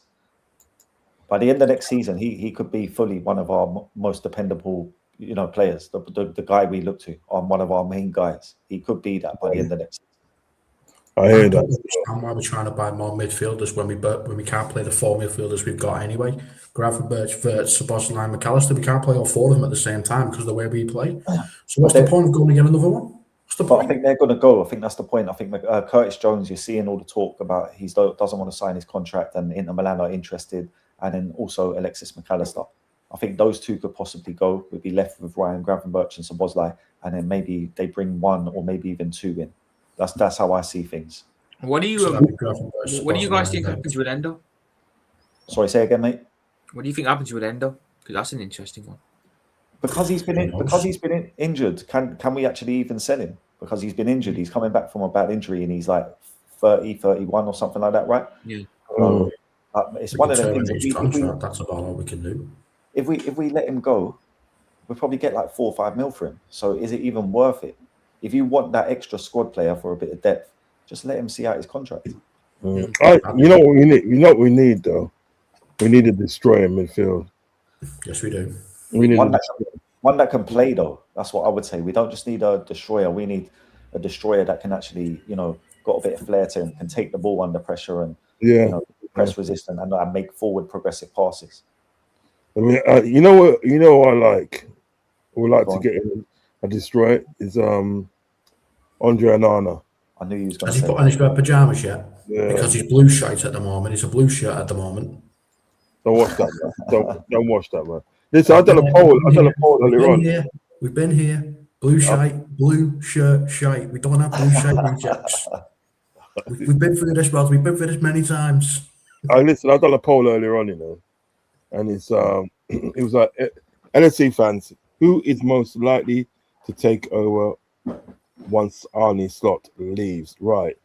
In 3rd place is Enrique, 28% of the votes.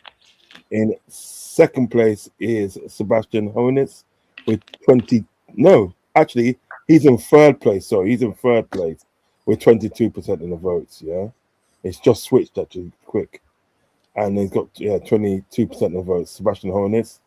In 2nd place is Enrique with 28% of the votes. But the person that's leading the pack is Areola. He's got 50% of the votes today. Oh, good Lord. He's got 50% of the votes, bro. Yeah, I feel we're in for a rough couple of years either way, man. I really do. I feel like this is life after Klopp now, and it's not great. Yeah. It's not pleasant, is it? Yeah. It's not pleasant. It's really not pleasant, really. And what do you do? All right, let's read out some of these. Liverpool not command the best possible manager we can get. Why do we have to look for the yes men? We do it with players as well, man. You do it with managers, players. It's fucking annoying. It's because of the structure. But even when you say that about the players, it's mad because we always were like, bargain basement kind of club. And then last year we decided to go out and 125 mil on this guy and 116 on that guy. Like, that's never been our style. No. So if that's our style now, why is that not gone to the manager as well then? Say again? If that's our style now, going out and getting the best possible talent we can, why is that not gone to the manager as well? Yeah. Because tell you what it is. Tell you what it is. They don't intend to spend that money again. They do not intend to spend that money again. Trust me, and they're not going to. As long as FSG is here, I'll be surprised. All right, never say never, yeah. But I'll be very surprised if they spend that type of money again. And another thing as well. We spent 237 million worth of players. We haven't got 237 million worth of players. Yeah, it's true. It's true. Even that now, even when they spent that kind of money, right, we still didn't get what we need. We got what we want. We got transfers, right? We didn't get what we need because really and truly, we needed a serious DM. As I said, like not only a destroyer, a person that can play as well, a Mascherano type. Do you know what I mean? You understand what I'm saying? We needed that. And I'm not being funny today, right? Putting sort of like Ryan Gravenberch in that position today, it was never going to work for the long term. It'll probably get your season just about, yeah, but it's never going to work for the long term. Now this season, what you're seeing today is people just running past Gravenberch like he's not there. They're just running past him. So we need a serious DM. So like people like McAllister and people like Ryan Gravenberch can really cook in midfield. That can really cook. If you had a serious destroyer in midfield, yeah, right? Yeah, people like McAllister and Gravenberch look far better and play far better than what they are. Do you know what I mean? Yeah. And you could have got one in January, bro. You could have got one in January. You should have been on the board and said to the board, say, listen, I can't work like this. I need a DM. I need a DM because if you're not going to get me a DM, listen, I might as well go because it's not going to work. It's not going to happen. You know what I mean? I need a DM. And all you got to do it today. All you can do there is like go to France and get one of the French Africans in the day for about 30 to 35 mil, which are rugged, bro. You know how those French Africans stay, yeah? Get one of them and get one in of that so I can properly cook. But you chose to keep mouth shut. You understand something? But you know, I just don't see them spending that money again. You know what I mean? So as for the manager, right? They only want yes, man. You think they're gonna want something like Klopp again? They're gonna want something like Klopp again. Like someone that's come in and which they thought end of the day that he's gonna be. They thought he's gonna be crap. By the way, I'll let everybody know this in the day, right? Everybody they thought he's gonna be crap. When he came in and he started changing up the thing and this and that and everything like that, and he started getting results and he started to have some good nights and this and that. They never liked that because they thought to themselves, well, shit, we're gonna spend money now. No, guys, let me ask you guys a question here. You know, Slot, he doesn't live in Liverpool. He lives in Manchester, and he lives over by Manchester. His family still apparently live in Holland as well. So does that? Yeah, I get it. Yeah, does that make you feel like he himself didn't see himself here as a long-term coach? Do you think he never did? Yeah, he never saw himself here. He never did. I dare you something to see. When Klopp come to the club, remember, and then he got a place or something. He got something in the city. When Rafa Benitez all those years ago, right, come to the club and he got a place. He got a place in Liverpool, and Rafa Benitez has still got a place in Liverpool. You know, after all those years, he's still got a place in Liverpool. And he's telling me this mug here lives up near Manchester Airport. Are you kidding me? He does. He's gone. He's gone, guys. He's gone. He's gone. What's happening to our club? You know what I mean? No, the thing's like whether he's gone or not. Why was he at our club in the first place? This is what I'm trying to say. Why was this guy at our club in the first place? This is what I want to understand because you've gone from Xabi Alonso, yeah, to that. It's a massive drop, bro. From what? From Xabi? Xabi Alonso. They went for Xabi Alonso because remember the day, right? In the first place, when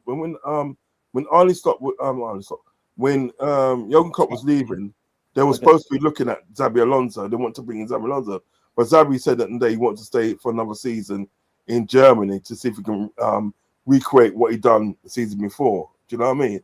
So they polished that idea. Do you know what I mean? How do you fuck that up twice, man? Like, yeah, there's that story. There's that story about Xabi Alonso apparently said he was waiting for Real Madrid, and he wanted to wait for Real Madrid. That could be, yeah. And because of that, you know, it might be. I don't know. I think they don't want a manager like Alonso because he wants to be a manager and not a head coach. But there could be also that bit. Well, you turned us down when we wanted you, so fuck you. We're moving on to bigger and better things now.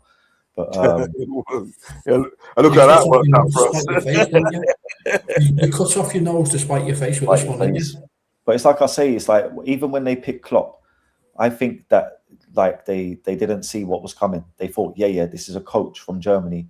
Yeah, he'll come in, he'll do what he's told, and he'll just coach the team. Because remember, he had famously Klopp wanted to sign Julian Brand Yeah. over Salah. Mo Salah, bro. Do you know what I'm saying? And them lot overrid him. So when they first started this structure that they've got, it was actually working well. We was buying good players. Mo They never Salah, could have seen that Klopp would have had the But impact. that he did, you the know what I'm things saying? about the things about Julian Brandt, Julian Brandt and Day is also a great player as well. He's a great player, so I can understand where he was going with that. It's just that sort of Didn't Klopp manage him? yeah. Play for Yeah. Tottenham. I think he did manage it. But the things about he's a great player, and he was like one of the players that made up a lot of clubs that not just us, was looking at that time. They said, "Yeah, man, I want with my team." Do you know what I mean? So, well, he went to Bayern Munich in the end. I think it was Bayern Munich, but like he wanted him, and he's like, he had obviously identified Sadio Mane, which he wanted from Salzburg days and stuff. But yeah, it's just like obviously what you were saying is true. It's like I think the warning signs were there at that time to say, well, look, well, no, you're not going to get what you want. You're going to get what we give you. Sort of like, you understand what I'm getting at? Yeah, Because 100%. Klopp would never have bought £100 million players. He always said, if you start buying £100 million players, I'll walk because I'm not doing that. Yeah. Well, he didn't need to. Klopp at the day didn't need to. Klopp really, and they such was his eye for talent and the way and his superb style of coaching and stuff. He didn't need to buy £100 million players. This is what I'm talking about. He didn't need to do that. So really and truly, when he bought people like Gini Wijnaldum, which was an attacker, bought with 25 million, and he turned him into the best holding midfielder in Europe. In Europe, you know what I mean? Yeah, right. That goes to show the mark of the man. You know what I mean? The mark of the man. Henderson as captain, that's one of the best captains we've had in the modern era. Yeah, Hendo and Milner and all them man there. I don't think Van Dijk's captain material. I've said my piece on that plenty of times. It's too much of a prima donna. I don't know. He's too quiet for me. He's too quiet. Virgil's too quiet for me. He's just like, you know what I mean? It's just like We don't replace leadership, do we? We never replace leadership. No. You see Virgil and me. Leadership is one of them things you need to build internally. If I'm honest with you, I think it's about having the right people. So like having those types of people, right? Henderson's, Milner's, even Van Dijk to a certain extent, even the Mo's because of what he's done on the pitch. When you have a group of players like that are committed to working hard and putting in 110%, that culture creates new leaders. So like Andy Robertson, when he come in, even in the documentary, he speaks on it. People say he was a timid boy. He come in a timid boy. He wasn't naturally that leader. Being part of that group and having to compete to be somebody in that team and hold down his starting place, that led him into being a leader. So I think the culture you have within your team, the harmony within your training ground, the group of players you have, that's what creates leaders. Because a lot of the time you're breeding through young players. You want the next leader to come through. He could be in the academy right now. You just got to treat him the right way and put him around the right individuals so he learns the culture. It's a lot of it as well. Like if you've got Scousers, one thing about Curtis Jones, he may not be what we need, but he always gives 110% and he always shows a bit of dogfight. But when the team are fucking, looking like they don't want to run, he's the one that does the running, gets back into right back, gets up for a goal. He's putting that fight in because he understands what it means to be a Scouser, what the badge actually means. So it's the culture you create, man. If you can create the right culture and have the right players, I think you can breed leaders. Like Conor Bradley, I'm not saying he's the right man to be right back, but that sort of character, he's like an Andy Robertson. You could bring him to be a leader.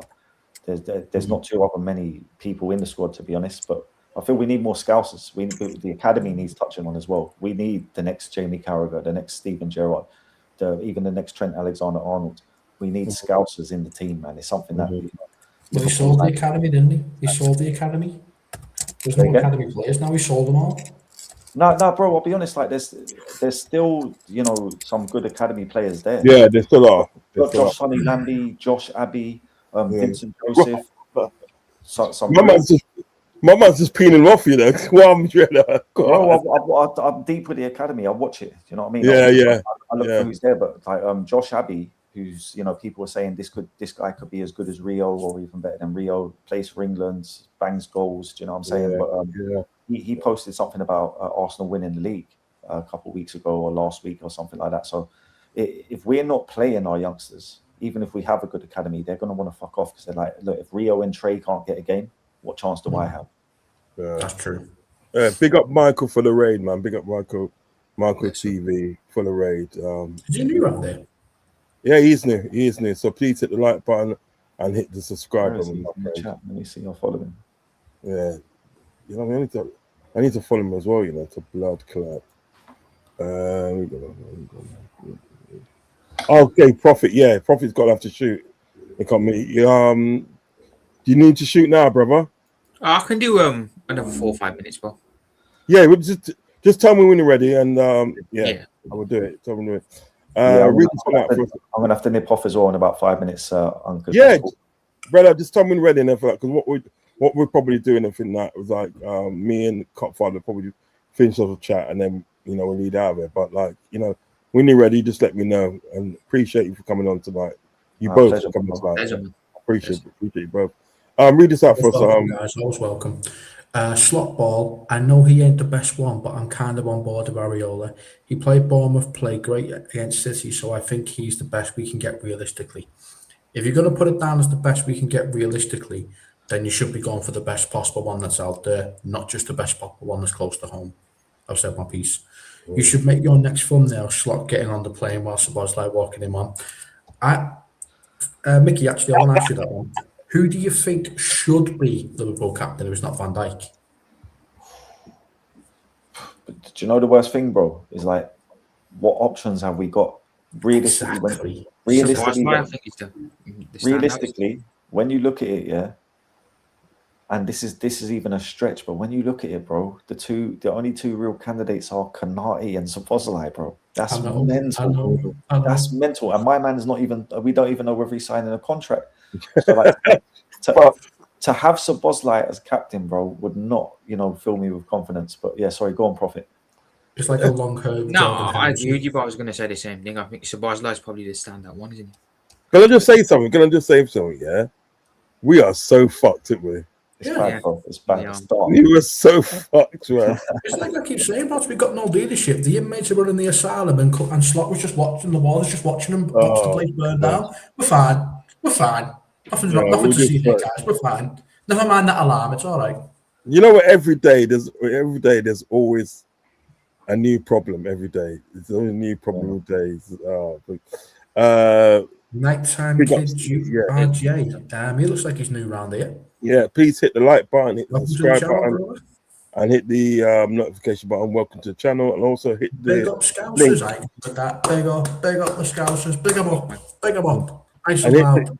Hit the link in the chat to join our community on Discord. Man, it's good. We have a good laugh on there. Clive says big up Slot Ball, and then also my man Prophet. Read this one out first, bro. Let's hope you guys win the league next season to stop noise pollution. Stop that. They're going to be unruly for the next year, aren't they? Arsenal fans are going to be unruly. Yeah, no. They've already got big mouths. Slot Ball says big up Clive, and then Clive does the fist. Nighttime Kid, Glasner, Ravi's in the building. Big up, lads. Smash the likes up and subscribe. Big up, Governor. Big up, man. Big up. Clive plus no training. What's that in relation to? I don't know. Oh, I don't know. Probably explain it when he gets more down the bottom. Okay. We are dead in the water with Slot's rubbish style. We're like trying to be something we are not. Well, Ravi, if you believe Fabrizio Romano, he's been sacked with immediate effect. Lads, I'm after shoot. Yeah, bless up. Yeah, where can I find you, Liverpool Prophet? Where can I find you? So my channel name's Liverpool Prophet, man. Just daily live Liverpool shows at the moment, 10 a.m. But yeah, just you can drop a sub, much appreciated, man. But big up Raj, man. Big up Mickey, and big up Copfather. It's been a pleasure being on. Yeah, man. Respect. Thanks for coming on, bro. And listen, when you on socials as well, Prophet. Yeah, I dropped both of you guys a follow. No, he's in the Discord anyway. He's in Discord anyway. Prophet's in the Discord. No, I mean socials because I can repost his stuff on X. I've got a high following. Oh right, yeah. Just you sent it to him. Yeah, sent it to him. And also as well. I'll send it to you, Wads, and then you can send it over to Yeah, me. yeah. When you want me on the show, both you guys, 100%. yeah, that's what I'm saying. When you want me on the show, let me know, and we'll get it cracking. Mickey, where can I find you, brother? Where can I find you? It's Mickey Moolah. What's the channel name? It's Mickey Moolah Real. Yeah. If you can see me in the chat, just click on the profile and follow. All the links to the social media is on my YouTube bio anyway. So yeah, this is it's been good, bro. I love these chats, and it's exciting times. Do you know what I mean? Like we couldn't have organized this for a better time with what's going on with Slot and all that. So I'm just hoping we get that news on Saturday or whenever it's meant to drop, and the process starts, whether it's Areola or whether it's someone else. But yeah, it's good news overall, bro. So let's see what happens. I love and respect, man. I appreciate you coming on the show tonight, big man. Pleasure. Copfather, see you soon, my bro. I'll follow you up as well, and we'll catch up, man. Yeah, man. Good Rods, meeting you. take care, my bro. Yeah, love and respect, my brother. Love and respect. Yeah, nice guy, man. Nice guys. Nice guys. Man, that's really cool. I like that. Nice guys. What we're gonna do? We're gonna finish off. Hold on. When did I get to? I got to. What's his name on TikTok? Mickey Muller. Mickey Muller on TikTok. He does some good stuff on TikTok. He does some really good stuff. Yeah. Rav, big up. That's coming from Clive. Let's get into this chat. Are you following me on TikTok? Because I'll just jump on yours. I mean, I'll try. Yeah, because you're one of my friends on TikTok. Yeah, I should be able to find you. Let me see. Kunde for Ekatike. What we saying? Nah. Kunde for Ekatike. Nah, he's a defender, man. I don't get it. Slot out. That's coming from Christopher. Hey, Lewis, make sure you hit the like and subscribe, please. Excuse me. Make sure you hit like and subscribe, and also hit the notification button. And click link in the pick links for Discord is pinned in the chat. Okay. Slot out has come from Christopher. Yeah. Alonso Rat is from Christopher. With Slot, we are wasting our time. Nothing will improve. I agree with that. Mm-hmm. Clive said, Clive, that's come from Ravi. Luis Gomez Jr. Big up Luis Gomez Jr. He says the missing piece to your team is Jules Conde. Yeah, okay, yeah. I mean, he is a good player. Read this one out first, mate. Big up Prophet. I can't stay. My YouTube is bugging out again and crashing streams. Big up CJ. When you do come back, like and subscribe, and welcome to the channel, my friend. Yeah, and hit the Discord. Hit the Discord.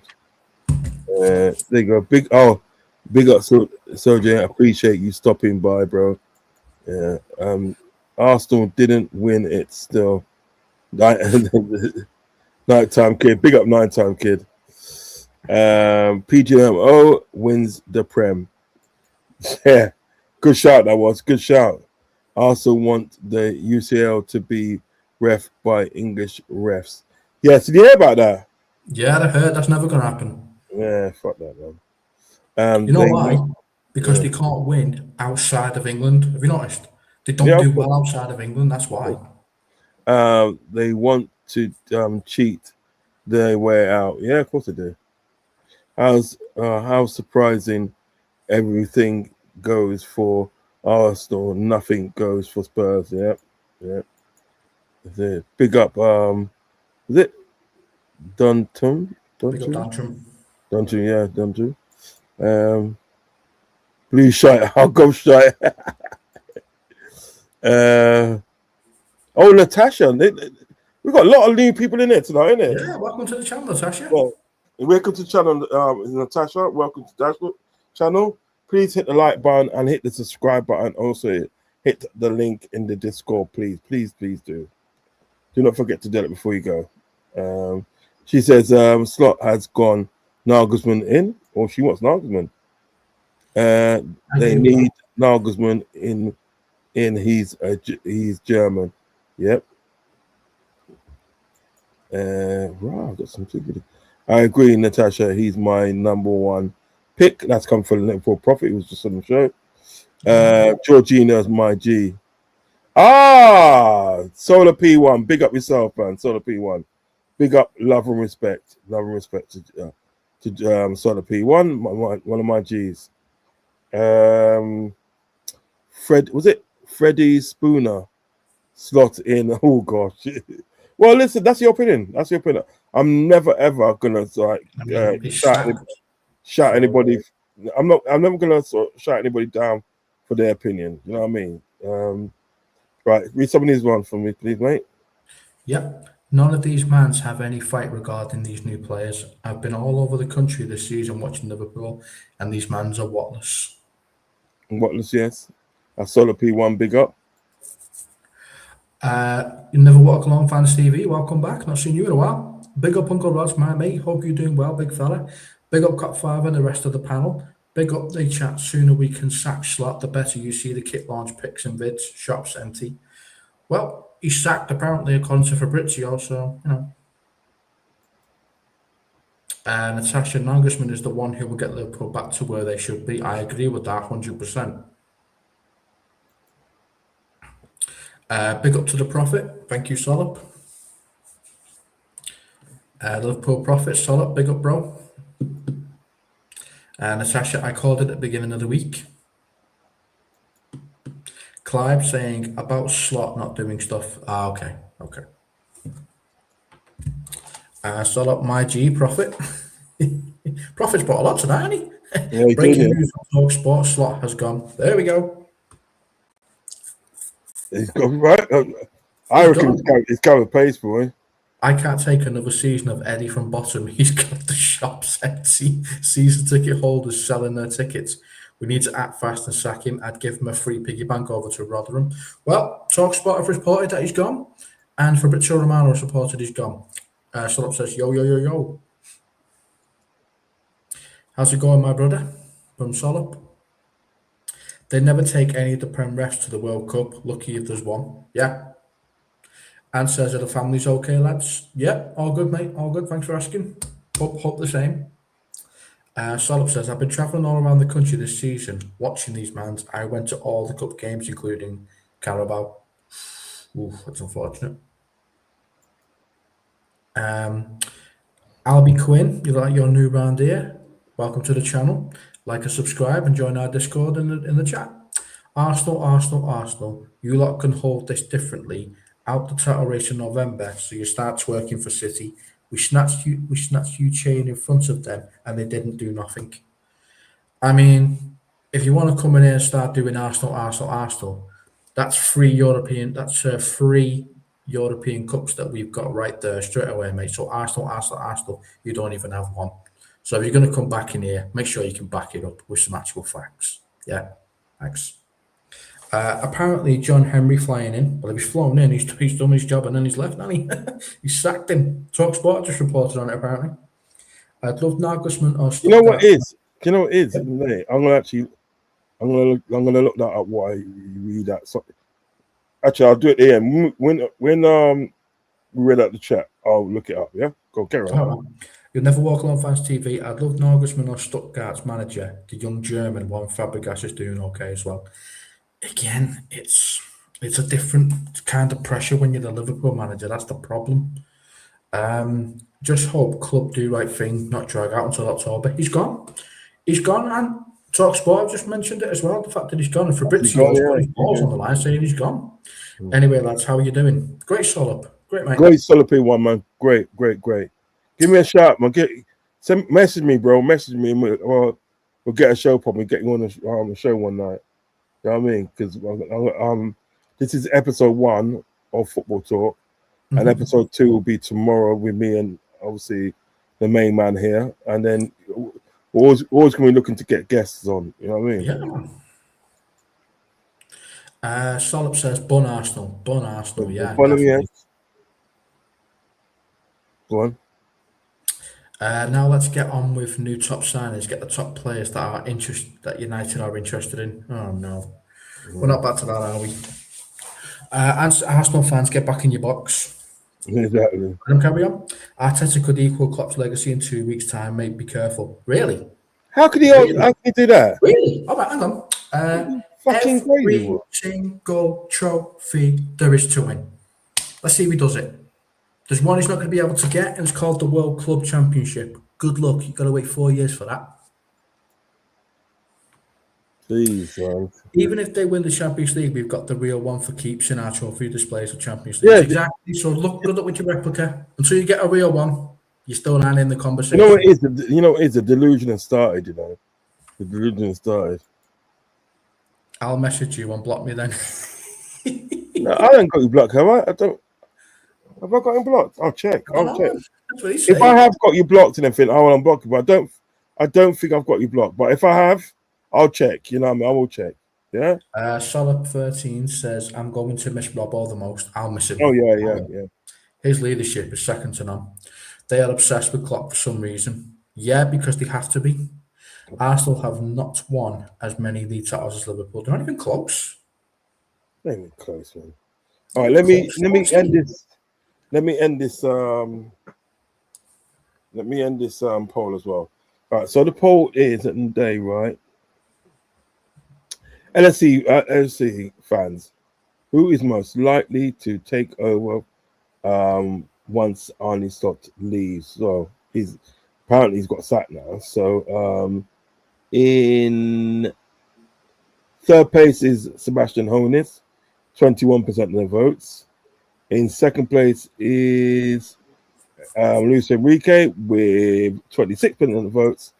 But in first place is Andona Areola with 53% of the votes. So he wins it. So I can end that now. Cool. What I want to do as well with this one, I want to look at this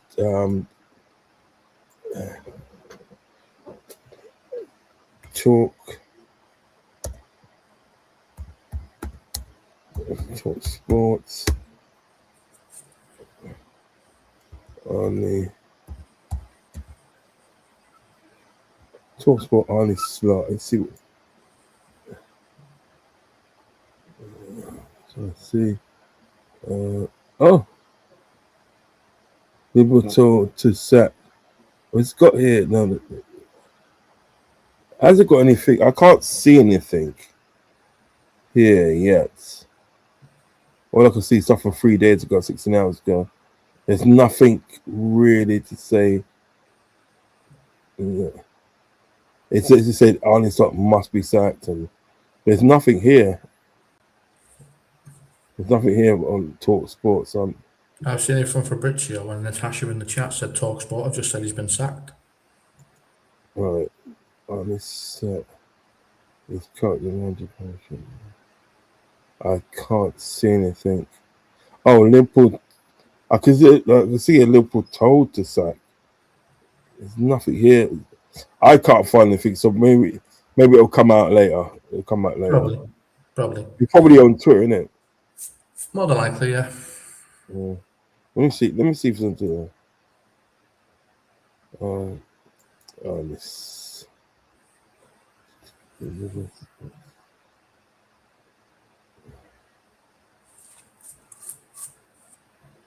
No, I can't see anything yet. Can't see it. Yeah, these guys must have fresher news than me. But let's see, actually.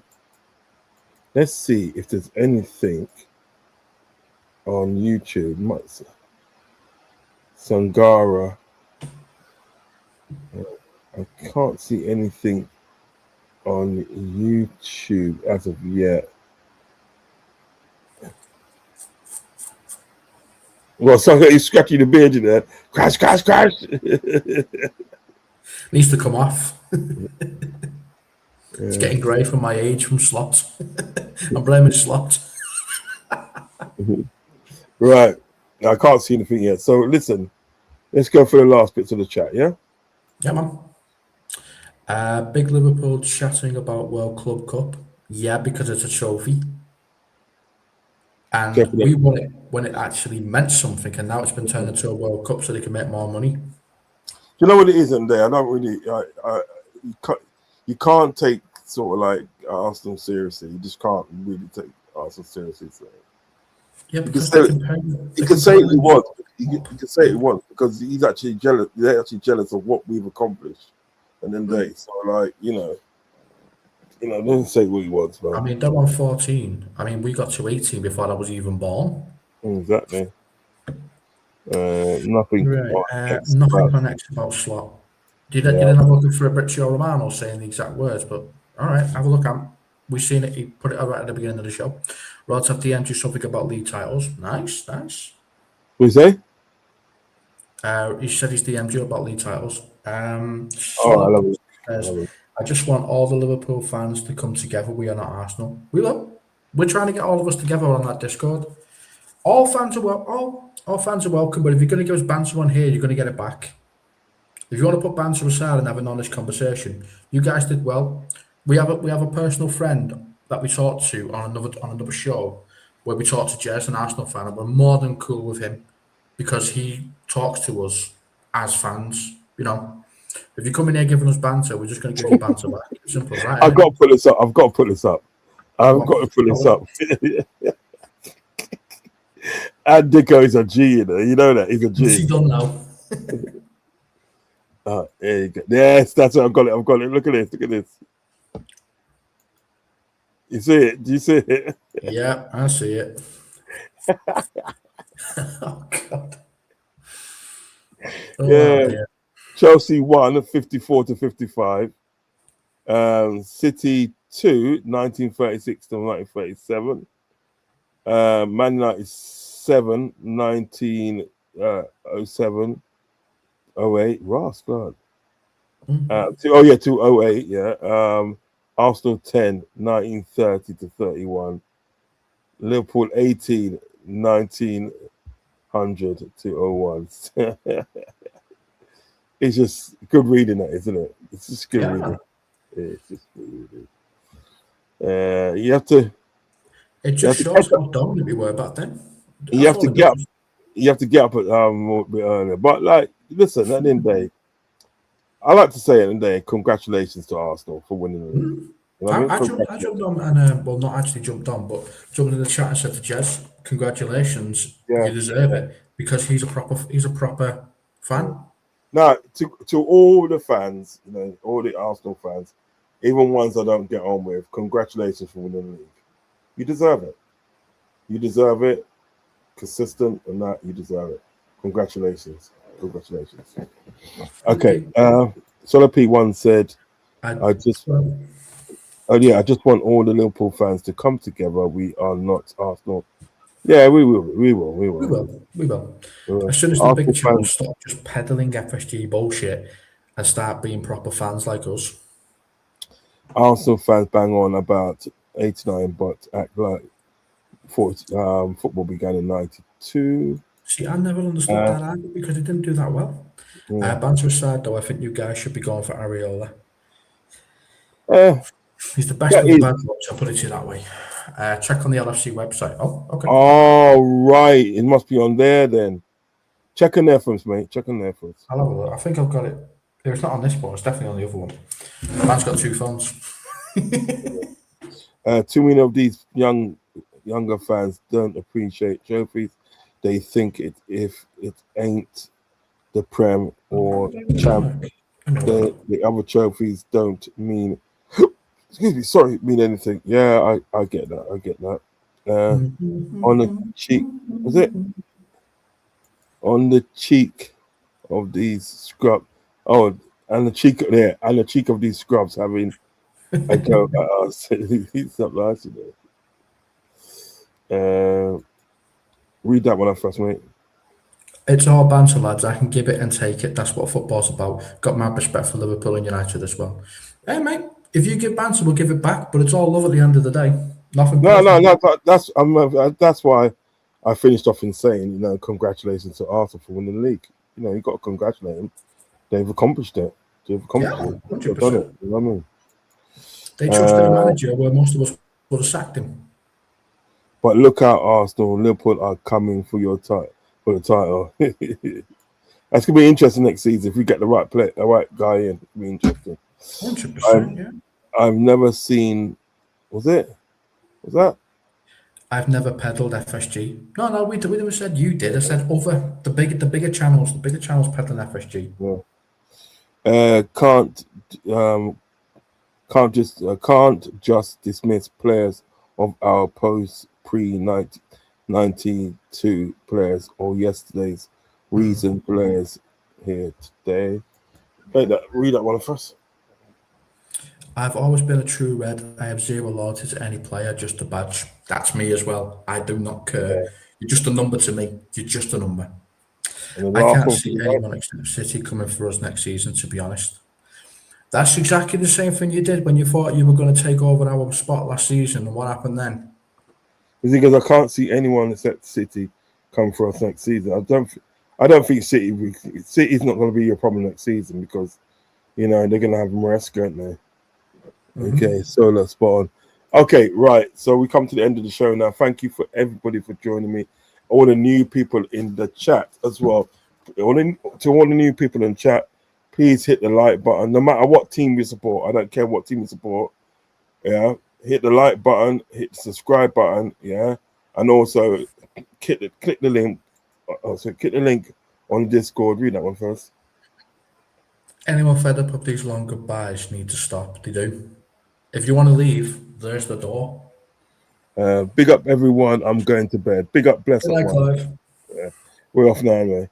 So all the new guys in the chat, hit the like button, hit the subscribe button, and also hit the notification button, and also click the link on the Discord. Doesn't matter what team you support, hit the link on the Discord and jump into our Discord and join our community. There's something there for everybody.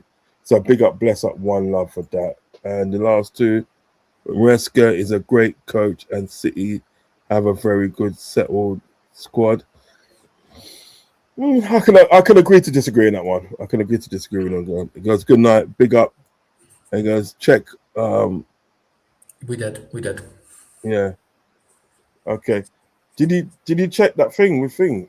I couldn't get onto it. It just kept taking me to the store for some reason. Okay. I'll have a look at it in a minute. Good night, fellas. Big up. Bless up. One love. Good night, bro. Yeah. So we are going to be out of here now. And I'll see you guys tomorrow. Tomorrow night, we're going to have another football chat tomorrow night. It just obviously be me and Copfather. I'm going to do the thumbnail in a minute. And yeah, we'll do it. Okay. Big up. Bless up. One love. Thank you for joining me. And big up to Liverpool Prophet, the Liverpool Prophet. Make sure you go over and give him a like and subscribe on his channel. And also Mickey Moolah, big up to him as well. He's on TikTok and he's got his channel as well. So make sure you go over there and support him on his content he puts out on TikTok. Make sure you do that, okay? Copfather, I will see you tomorrow. All he's left to say is big up to you and your family. And listen,